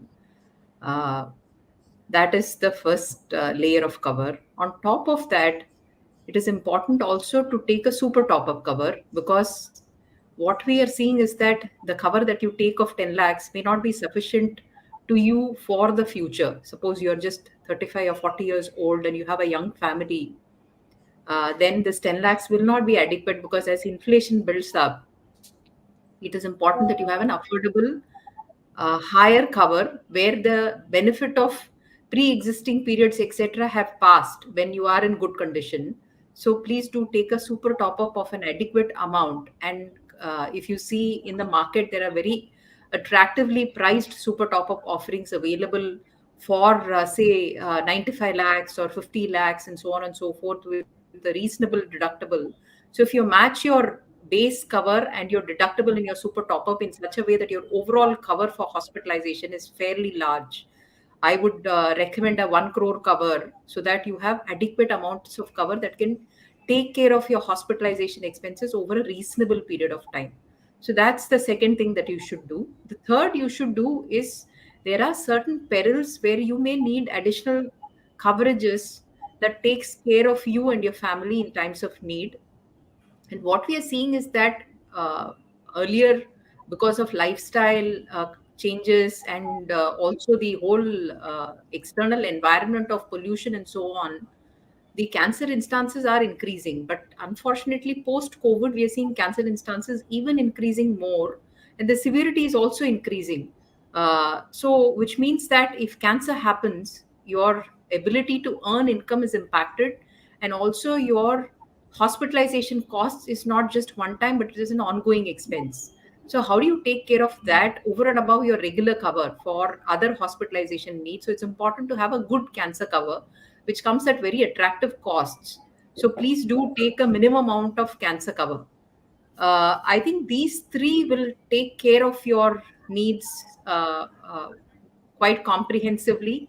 And if you do need, if you're young, then it is always good to have a personal accident cover, because you have long service ahead of you and your family is dependent on you for replacement of income. So either take a life cover that gives you personal accident coverage, or take a separate personal accident cover, so that if you're earning a certain income, some multiples of that should be taken as personal accident cover, so that you have your family protected for any unforeseen events, so that they are not left out in the lurch without any ongoing income and coverage to them. So this is what All I right. would Well, recommend. that's a great Please. guide provided by you, Anuradha, in terms of the options that are available when it comes to health insurance for our viewing audience. And they need to keep this front and center in their minds as well, because as you mentioned, it's a shield for protecting them in the latter year as well. And it's great to see all the options that are available for securing their future. As we are running out of time, I have just two questions left. So I'll come to Harsh for one and Mr. Rao to give us the final word. Harsh, in the age of influencer culture and social media cacophony, it's easy to sort of get carried away and jump into risky investment bandwagons. So, how can investors avoid falling prey to such echo chambers? Your thoughts on this? So this is something that's happening to us all the time. Our clients come back and say, "Can I put money in crypto? Can I do this?" And our response is simple: indulge this. Okay, Mm. indulge this proclivity that you have, but limit the extent. This is what you could call a discretionary amount, or the mad money concept, that you limit, you decide in advance, this is the value that I would do, and this, let me do what I want. I think the key thing is to treat it just like, say, you would in a diet plan. You're going through a very healthy diet plan in order to live a better lifestyle, to lose weight, and you need to have a little bit of cheat, but you allow person to indulge, which is a little bit of an ice cream. It, as long as it is little, I think it adds to the without detracting from the main thing that you are doing. I think that Mm. indulgence helps you move forward. So I think if you talk to the client and make sure that they are not doing it for the wrong reason. Most people are doing it ki I will get high returns and therefore I will increase the amount of money available to me in retirement. I think as long as that part is taken care of, ki no, what you are doing is you are indulging into a natural human tendency to Mm. take a punt. As long as you control what you are putting it at, I think it actually aids you in making sure you do the right asset allocation for the balance amount. So this is something we encourage actually all our clients to do. Even in fact, in cases where their resources are not enough to meet all goals. In fact, there, the extent of that mad money is very important, but the fact that it needs to be there is even more important. All right. We'll add another word to the Nivesh Mahakumbh 2023 dictionary, which is control. And it's a very interesting analogy that you draw on these new age buzzy investment products, where you look at it from your clients from a cheat meal perspective. So you can try it, but always be in control of your finances and have a very, very limited exposure. Very interesting viewpoint, Harsha. Mr. Rao, coming to you for the last word in this. It's been a wide ranging discussion, and when we look at it broadly, staying committed to investing for goals, it can be tricky if you're, say, in the middle of a crisis or have just been through one. So in your view, as we look to wrap up this discussion, how should investors prioritize different financial objectives after a crisis? For example, reviving liquidity, paying off EMIs, or resetting an emergency fund, or restarting investment for goals with varying time horizons. In these different scenarios, how do investors stay the course? Thanks, Gautam. I mean, since it is the last and time is short, let me put it crisper. And every crisis, sometimes it provides an opportunity. The first thing after the crisis is first you need to be calm, beyond the finance. Because like if you have already got emergency fund, yes, you would have handled the crisis well. I imagine personal finance is always person before the finance. And how you need to handle the crisis is the most important. And it's also challenging is balancing the competing priorities which we have. The first thing to look at is what is that your important thing to do. Like, if you need to repay the loan, if that is the most important part, high debt, you need to take it off. And you need to create emergencies can come any point of the time. Do you have emergency fund is the second one. Before that, can you do the budgeting of create a budget how you can do your net income where you need to get it flow. But emergency fund is the first priority, and look for the long term goals. Don't postpone for your funding for the retirement.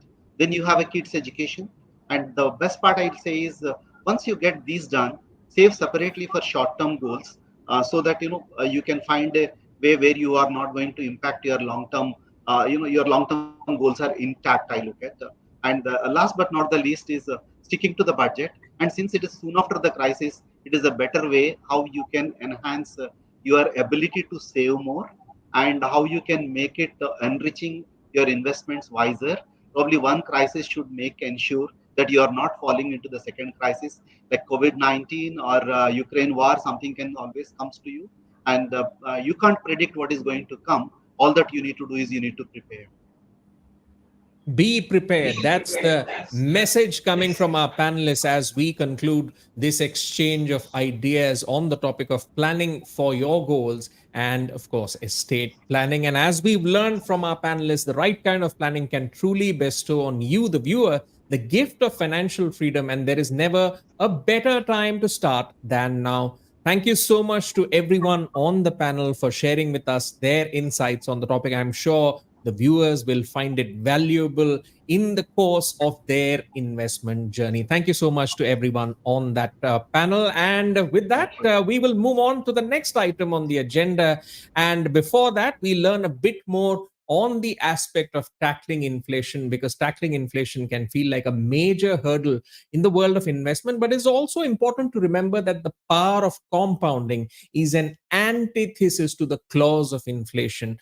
And as an investor, you can tap into the magic of compounding to make your investment work for you. That's what we heard in one of the earlier panels. And what better way than a fable to explain the role played by the power of compounding in the investment story? So have a look at this. Power of compounding, your shield against inflation.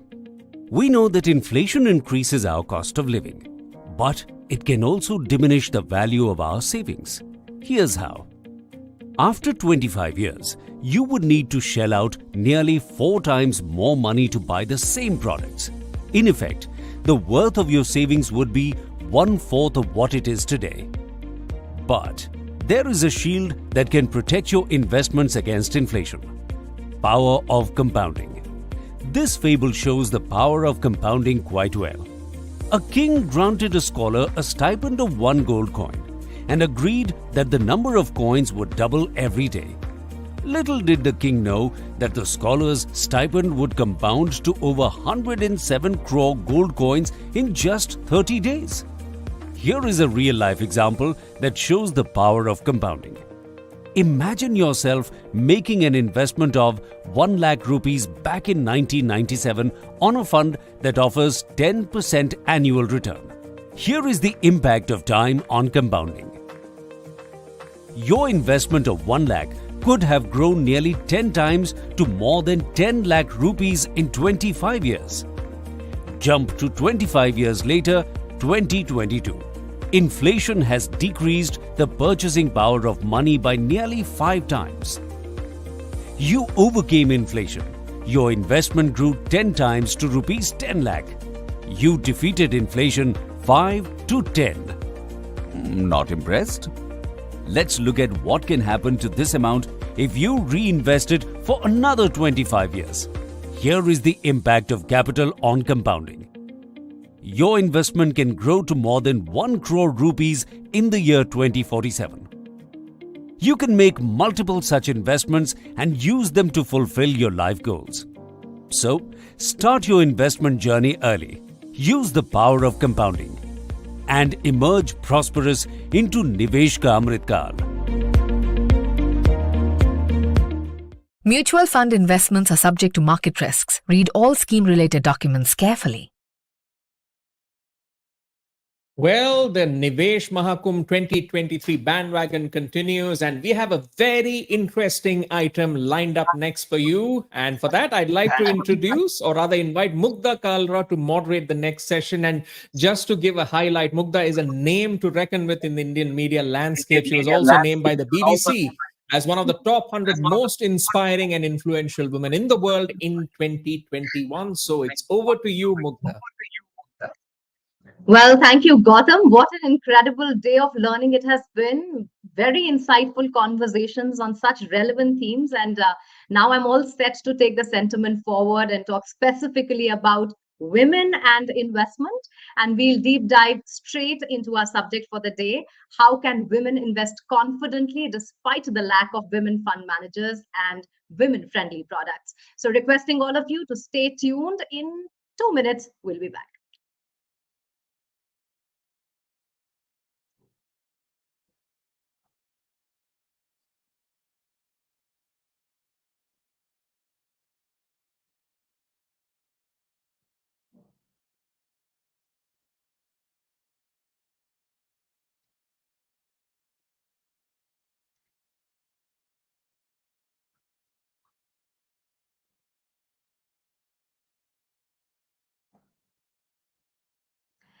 Well, traditionally, discussions about financial products rarely involved women.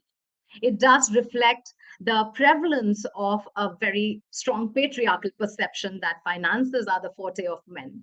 Now, not only has this kept women away from more serious money management, but across the world, financial products have seldom been designed keeping women in mind or the needs of women. Even though we see more women joining the workforce, their participation in financial matters still remains fraught with challenges. Add to that the unavailability of products that suit their needs, and apathy by financial institutions in solving this issue is a major impediment. In this particular segment, we will explore how women investors from across varied ages and socioeconomic groups can have enriching investment experiences despite the glaring lack of offerings that are suitable for them. I'm absolutely delighted to welcome the lovely ladies on my panel this afternoon. Shruti Agrawal, co-founder Stashfin, Lakshmi Naga Potlier, entrepreneur and angel investor, and Shweta Jain, founder Investography Private Limited. Welcome, ladies. Welcome to all of you. And I'm just going to start straight with my first question coming to you, Shruti. Women's financial journeys tend to be very different from that of men. And there is a gender pay gap, exclusion of women from financial decision making at the family level, lack of financial independence, and perhaps their role as caregivers, due to which many women have to take career gaps. Well, add to this the lack of tailor made products for women. How does this play out? Thank you, Mukta. As most of you are aware or not aware, I'm Shruti Agarwal, co-founder of Stashfin. I'm one of the fintech founders, very few fintech founders there in the industry. And I couldn't agree more with Mukta today that the financial products, whether it is from investment perspective or growth perspective, are very, very limited for Indians, and especially for Indian women. India almost dropped 28 ranks in the World Economic Gender Gap report in 2021. This really tells us that the focus on women is very, very limited in India, especially. I've been lucky enough, my parents have given importance to both investing in education of their daughters as well as providing the exposure. Um, in the US, when I was there, there are enough products out there, whether it's health products, focused on dental health, all kind of medical issues. However, in India, even the basic health products are limited. So when we look at the ecosystem, even though it's changing, it's still restricted for women. The new age brands that do cater to women centric products in personal care, fintech products, or investing products are very limited. However, it is very, very important. The economy has to think big, that there are huge opportunities for women available, or to create brands similar to what Cashman did, which was Live Boundless, providing self-employed women access to credit. This can actually help in creating a she economy, which is really real, creating products which are just not limited to insurance, but mutual funds, fixed income products, how we have similar to those in for senior living. We should have similar products for women, and it's really, really important for women to educate themselves, not just in the investment product, but the tax savings, not just for themselves, but for their families they can do. And once they start contributing and have a contribution because they know enough about how they can contribute to the family, I think there will be a lot more family involvement. The millennials are really involved. They do look at P2P for investments, even for short term. I think there's potential, there's hope, and I'm hoping a lot more people would be spending time looking at how they should make their money work for them instead of worrying about not having a job or a livelihood. Right. I always cite this example whenever I talk about financial literacy or how the society perceives women with investment.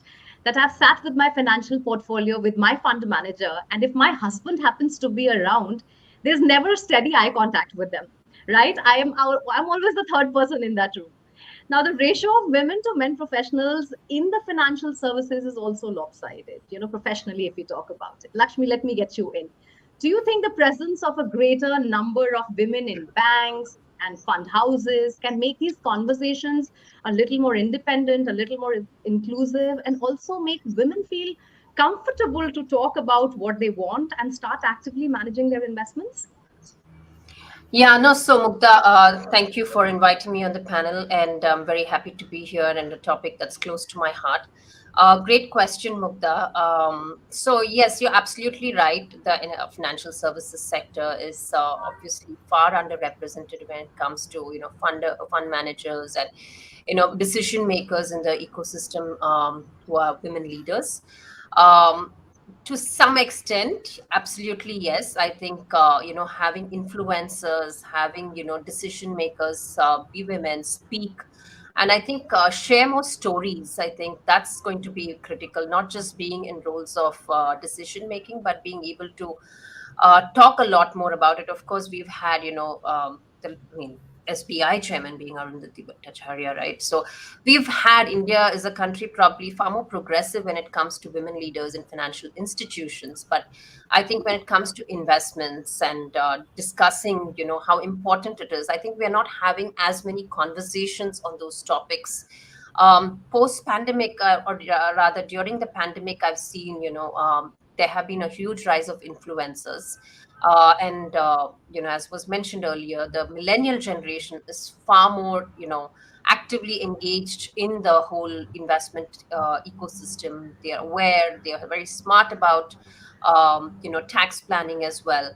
And there's so much more information accessible to this generation of millennials versus probably a couple 2 generations ago. And so that's helping shape a lot of investment decisions to some extent, independent of even having a lot of women in positions of influence in financial institutions or fund houses. But that said, I think there's always room because there are, India is very diverse. And, while you and I and people on this forum are, coming from, upper middle class or middle class, and we are much more educated, we probably still are going to be less influenced. But I think as it trickles down below that middle class, I think that's where the impact of women leaders, women on the ground, even front ending some of these investment decisions, especially all the large institutions and the banks have relationship managers who go and talk to them about investment products. I think that's really where we'll feel the bigger impact, because even if you look, like, we have so many statistics, right? Only 7% women make independent financial decisions, blah blah blah. I think it is from the educated class. probably time is one of the bigger constraints. It's not lack of awareness or involvement or interest to be involved. It is purely a function of time. Women, as we, whether we like it or not, we, it's a fact that we take up, we do play a significant role in managing the house, and that kind of, you know, lands up, the family financial officer by default becomes, you know, the male of the house. But I think in modern families, nuclear families, I've seen women, you know, are much more involved in all of the decisions that the family makes together and anything meaningful.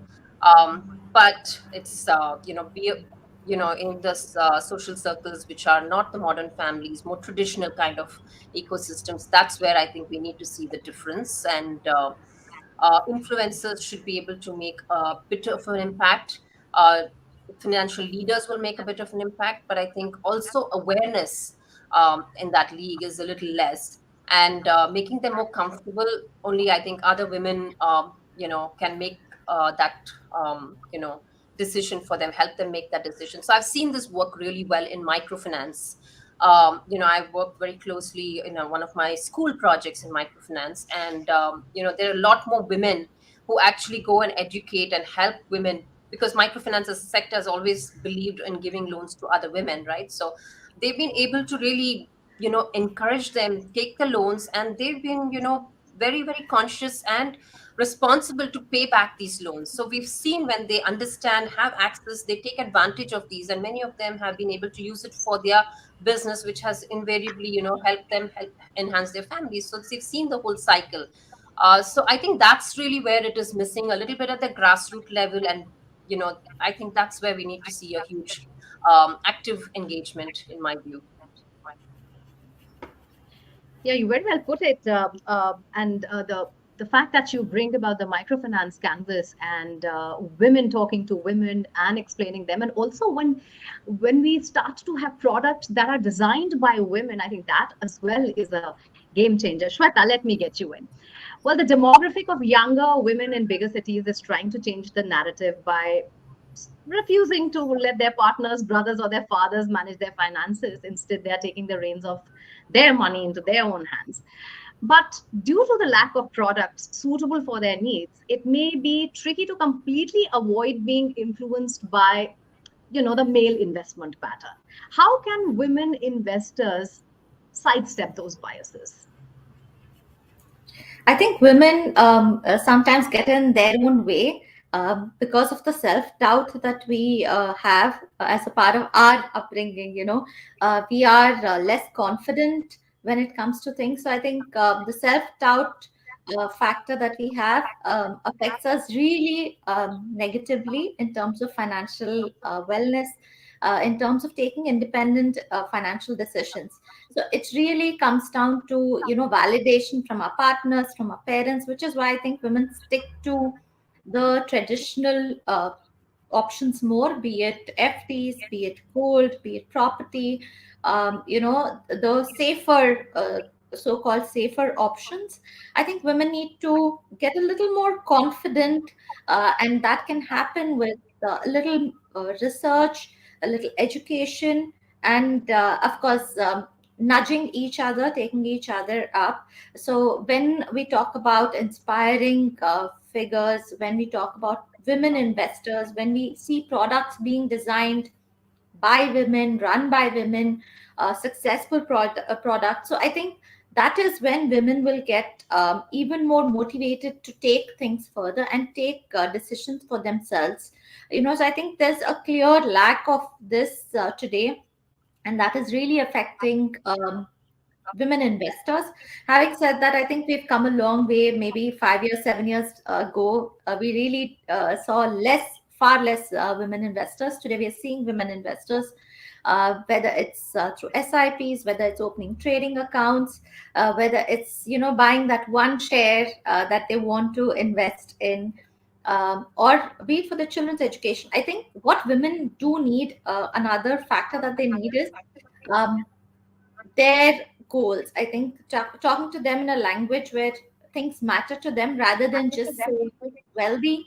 I think talking to them about their children's goals, how their children's education will be taken care of, how health insurance can help their loved ones, be protected. I think talking in this language will really help women get women's attention, because we don't really care too much about getting wealthy and getting there. Not everybody does.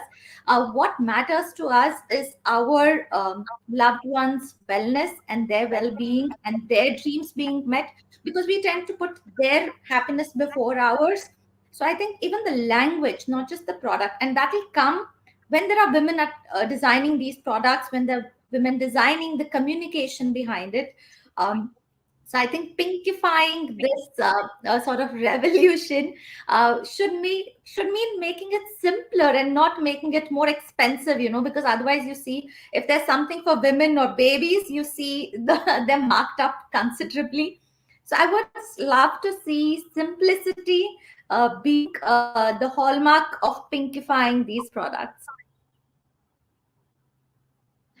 One of the things that also matters is financial literacy. And, once we start talking about financial literacy for girls from schools and colleges and at every step of the way, I think one of the goals that will be achieved is that they are more emancipated. And I can speak here about a few initiatives that are trying to make a difference and take the lead. For instance, the initiative called For Her is the industry's first women-centric initiative for empowering women at large with financial awareness.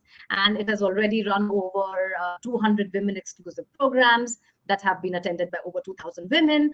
And they also reach out via podcasts, articles, ebooks. There have been social media campaigns that have reached over 1 million users. So financial literacy truly is the Brahmastra, as they say.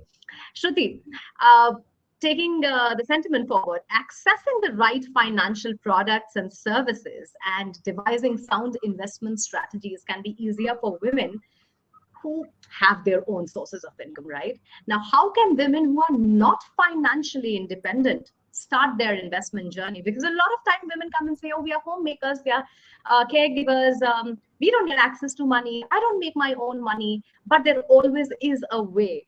What could that thought process be like? Almost a decade ago, or even more, and probably it continues in most of the households in India still, women run the budget. They probably get some kind of allowance and they run the house on that budget. They've been pretty smart in the past, maybe not investing officially into stock markets or fixed deposits, but they've been able to create assets for them in the form of probably jewelry or putting some money against insurance or education for their kids. I truly believe that managing money, whether if it's yours or your family's, the commitment has to be the same. You have to know what the priorities are for the family, making a financial plan, having a discussion, you can only have a discussion if you have a point of view, and you can only have a point of view if you know what's out there in the market. So first of all, I think for all the women out there, whether you are earning your own money or you're getting an allowance or you just are managing family money, never sit back and think it's someone else's money. You are a big contributor. The reason the male member of the family is going out without a thought in his head to go earn money is because of you. So please do not ever have that thought, but you are managing larger budget than him. So try to use that money effectively, create assets for you. Creating asset may be as simple as getting the latest jewelry for you. Gold is a great investment. Yes, people have views whether gold is a great investment in the long term or not, but it's a small step towards saving money and putting it to work, making sure when you're sitting there, you're planning your education, what kind of board the kid should go to. So many options available now. As you think through that options, you need to think through higher degree for your child. So you need to have that discussion with your family members to put aside certain budget every month, again from the allowance of the family. As you put that money to work, there's growth. There are enough female LIC agents, which I'm pretty proud to say some of my friends are. They can educate you. They actually send a lot of schemes out there which tells you even putting a small amount of money at the time of graduation takes your child's education to a different level. So I think it's more about initiative and, just having that confidence. You may not be the bread earner or winner, but you are managing a much larger budget. And please make sure when you're thinking about spending, you're also thinking about putting certain money aside for yourself when it comes to your health, your interest in terms of whatever you would want to buy, which would create a long term asset for your children. And I think if you think about these three, four things without really entering the mainstream stock market or fixed deposit, you can actually add a lot more uh, to the coming generations and also adding a lot of value to yourself. You mentioned gold, so I'll take that bit with Shweta. Shweta, gold has been the go-to option for creating a financial safety net for women. However, there is ample evidence to indicate that excessive reliance on gold as an investment class has little benefit in the long term, although there are believers in gold as well. How would you perceive gold then for women in this age from an investment standpoint?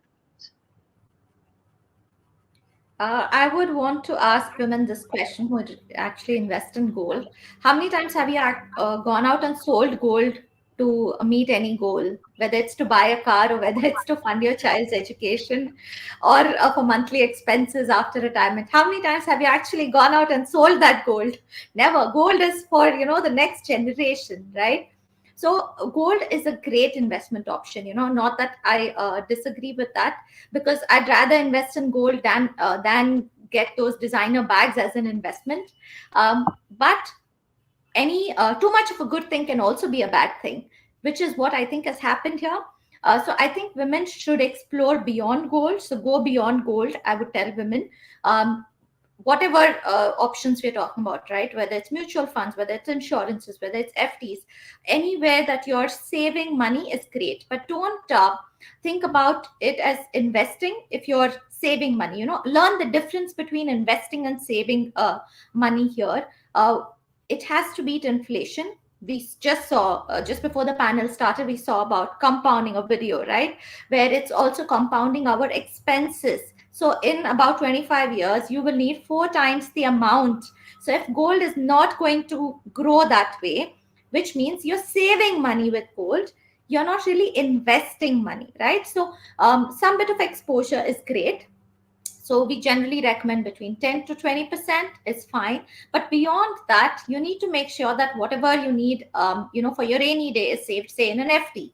Whatever you need for sure, and you need to commit monthly. There are insurance policies which give you that option. And what you need for growth, there is equity. So somewhere women shy away from equity because we don't want to lose money. We absolutely hate losing what we have. We want to keep what we have absolutely secure because we've earned it with so much difficulty, right? With so much hard work. So when it comes to equity, women misunderstand the volatility for loss. So if there is money that you can commit to for the next 5 years, for the next 10 years, for the next generation, there is no reason why some bit of that money cannot go to equity. In fact, it should go to equity where it will show you how it can grow, right? Because we also like being that perfect ma, behen, bahu, that perfect child, right? So we don't want to come to a point where people are pointing fingers at us saying, okay, देखो उसने पैसा खो दिया equity में, उसने gamble किया equity में, right? If it was a man, I mean, they'd be okay, हाँ, मतलब I lost this money, can we move on already? For women, it isn't like that, right? We want to be the perfect one. And we think about others before us, right? And we think about how it affects our standing in society, whether it's about drinking alcohol or whether it's looking at it as gambling. So women would sometimes equate investing in equity to gambling. And I'm not just saying that. I hear women about it all the time saying, but usne equity mein dala aur paisa chala gaya, like how could she do it? So, and then to understand that it's volatility. So that is, I think, the biggest factor that women are missing out. So while gold is great, I think it's time for women to go beyond gold and think a little beyond that yellow metal. Very well said. Very, very well articulated as well. And it is true. They always say, "Aadmi ke saath khoon maaf." But if if the woman makes a slight, you know, uh, slight problem comes up, it's always about, oh, you made that decision. Lakshmi, I want you to chime in on this. I- is the fascination for gold or is the fascination for jewelry as investment happening in the West as well, or is it just us, the Indian women, who think that gold is one of the things? But it's accessible, so Yeah. you get gifts, you buy gifts, and demanding gold is always accepted. But I would want to know how women pursue jewelry and gold as a form of investment in the West. So, no, I think it's a very interesting topic. I actually come from Chennai, and South, as you all might be aware, is huge on jewelry, huge on gold. And so some of it is also in the DNA. And, I have in my life been a little unconventional. Even when I remember clearly when I was in fifth grade, as be typical South Indian mom, my mom would buy small pieces of jewelry and always think of it as an asset or an investment. And I would be like, you if you buy, don't ever buy me a single piece of gold. I was very categorical, and buy me real estate. And I don't know why I had this fascination. I was only in fifth grade. But somehow for me, gold personally has been like something you buy, you keep it in the locker, you have to safeguard it, or you if you have it at home, you're always worrying about do I have it, and you never get to use it, especially as jewelry. So just wearing a practical practical hat, I've not had such a fascination for gold. But that said, wearing an investor hat, I think it's people want to diversify, and every asset class has had its cycles. So it is an important asset class. And as Shruti had mentioned, for many families, it's an easier way to invest. Like, people don't frown, at least in India, when a woman buys jewelry. So it's great, especially for those who are not, financially independent. It's very necessary, whether it is going to, give them significant returns or growth returns, at least it is a safety net. But I think, coming to your question about how it is viewed in the West, you've spent, I've come from China, I've spent significant time in the West, I've come back to India. While I was in the States, I had zero fascination for any jewelry, which of course was a natural extension for me. And like you said, most Westerners just don't really invest in gold. They don't have that fascination. They buy a lot of, fashion accessories. They spend on bags. If they happen to be Hermes, of course, it works out well for them. But they invest in, lifestyle. And the only thing that they've really invested beyond, in any form of jewelry, which is a lifetime investment, is really their engagement ring, wedding ring, right? That's the biggest form of any kind of jewelry. And typically that lands up becoming the solitaire, again, going with, for obvious reasons, as all of us know. Switch gears, when I come back to India, I do see again, a lot of my peer group, people who have, mixed backgrounds, come, spend time outside. After a certain point in life, they do have some investment in jewelry. I've had friends who have had similar exposure like any of us. They still believe that gold is a much more safer asset class. So it's mixed. But in the West, I think I would categorically have to say that a large percentage don't necessarily invest in gold. If they have other asset classes like equities, mutual funds, and if they're working professionals, the 401k has been a great option for them. And ESOPs, almost all large companies have had ESOPs for decades before even India has embraced it, right? So they've had alternate asset class. And the typical American dream, the 30-year mortgage anyway takes up a large part of their paycheck. So I hope that answers your question. I can talk a lot about gold and how it works, what doesn't work, asset role, diversification of assets, but I don't want to stray too much. I'm sure you want to ask more questions. Yeah, that brings me to the next question. Shweta, I'll come to you. How should women be mindful of the need to change their asset allocation approaches as they navigate through different stages in life? And I think this is something I so strongly believe in, that a woman's life cycle goes through so many changes that her involvement in asset allocation has to be just more than all right, I have parked the money, I have put the money, and that's about it. I think it needs to be more dynamic, it needs to keep changing, and that's the only way we can grow our money even with those breaks. So how do you think we women can approach that? I think, Mukta, that's a great question. And I think it's very relevant for women, especially because of our career graph, which is, kind of topsy-turvy as well, whether it's sabbaticals for taking care of loved ones or starting families. So I think when it comes to asset allocation, we can't really depend on like the 100 minus age sort of example that people give. I think what women need to do is think about how it affects their life and what they're looking at and what they want from their life, right? So whether it's, as an example, put like a Google map, right? Saying, okay, this is the destination I want to get to, right? So whether it's a career break, whether it's a sabbatical, so say, okay, I need to take a sabbatical in 3 years because I'm planning a child in a couple of years. So 3 years could become 5 or could become 2. That's fine, but at least you have some inclination of where you want to get to, and that gives you an idea of where that money should be parked for that, say, 3 years. So that will give you which asset class you can choose to invest, rather than saying I need it all liquid, because otherwise women because there's so many uncertainties, right? Okay, after marriage, will I be going to live in this city? When will I have a child? What happens if my in-laws fall sick? What happens if so and so? So because there's so many uncertainties, I will just stay invested in an FD. That seems to be the mindset at various points, saying because I will need the money after 5 years, or I might need it tomorrow, I don't know, so let me put it in an FD where I have it accessible, right? Or gold, which is again, I could liquidate. I may not liquidate, but I could liquidate. To a property, saying, okay, it's the safest, and if nothing, I'll be a property owner. If nothing, rent will come. If nothing, people will say, okay, Sethani, I mean, whatever, right? So because women don't know what tomorrow brings, they are sort of want to keep it all very close to their chest, play their cards very, very safe. I think put one destination and see, okay, I want to have a child in, say, 3 years. Will or will not is fine. What do you want, right? And for that 3 years, okay, can I park it in an ELSS? Because it's kind of matches my frame. I will not look at it for 3 years. It will help me save tax. So today, if I have 1.5 lakh rupees, I have 3 years time frame. ELSS is great, right? Just as an example, because it's matching the time frame.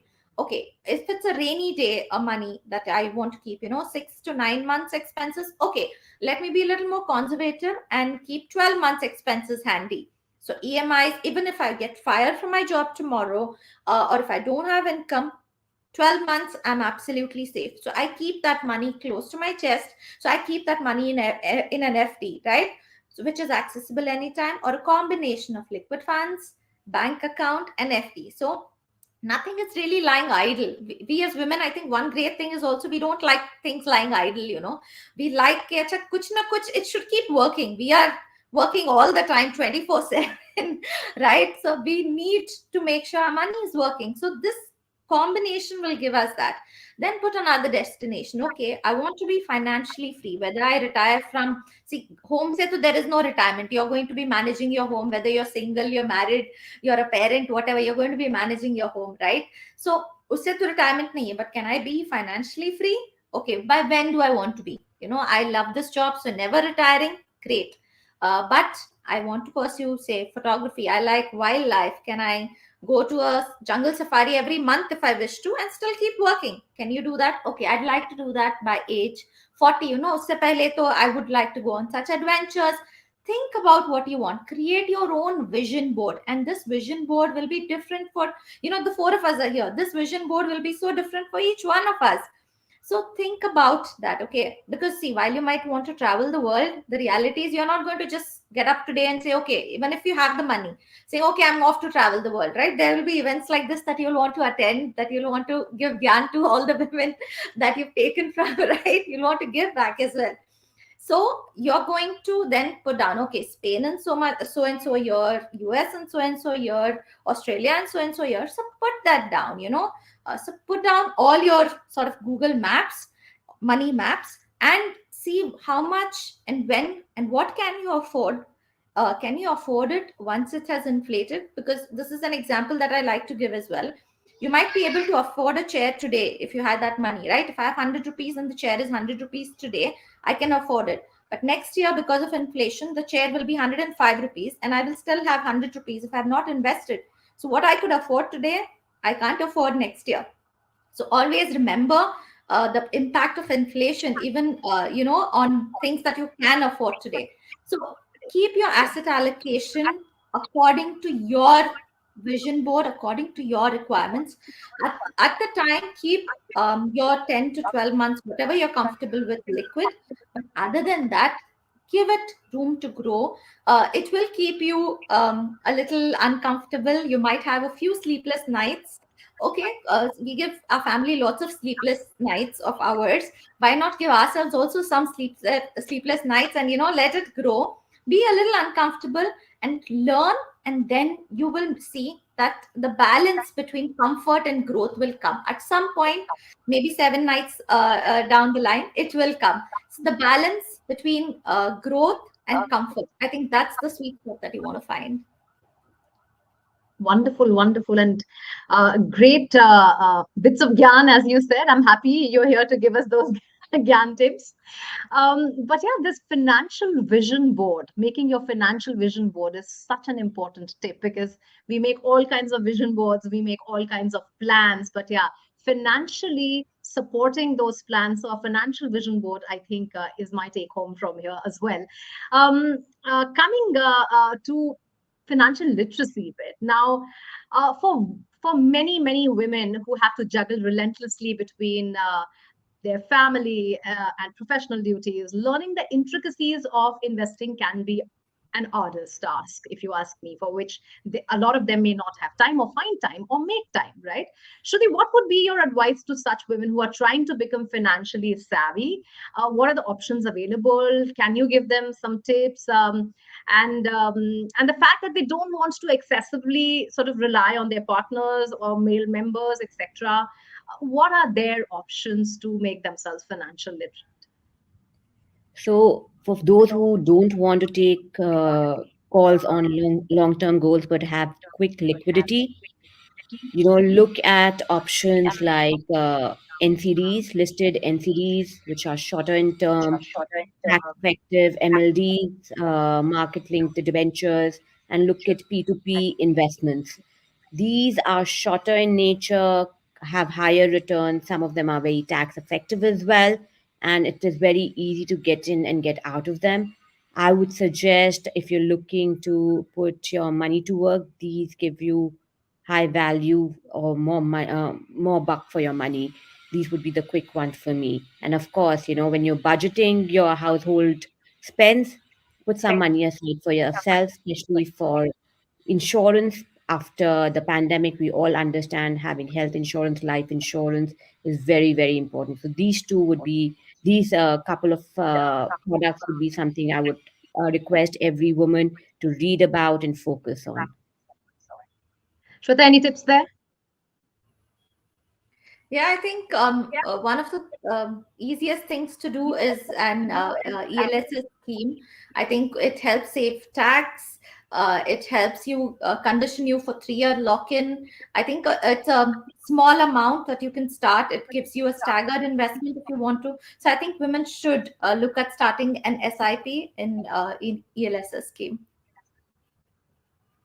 Well, ladies, this has been such an insightful discussion, and I'm truly hoping it is reaching several women who are watching us today, this afternoon.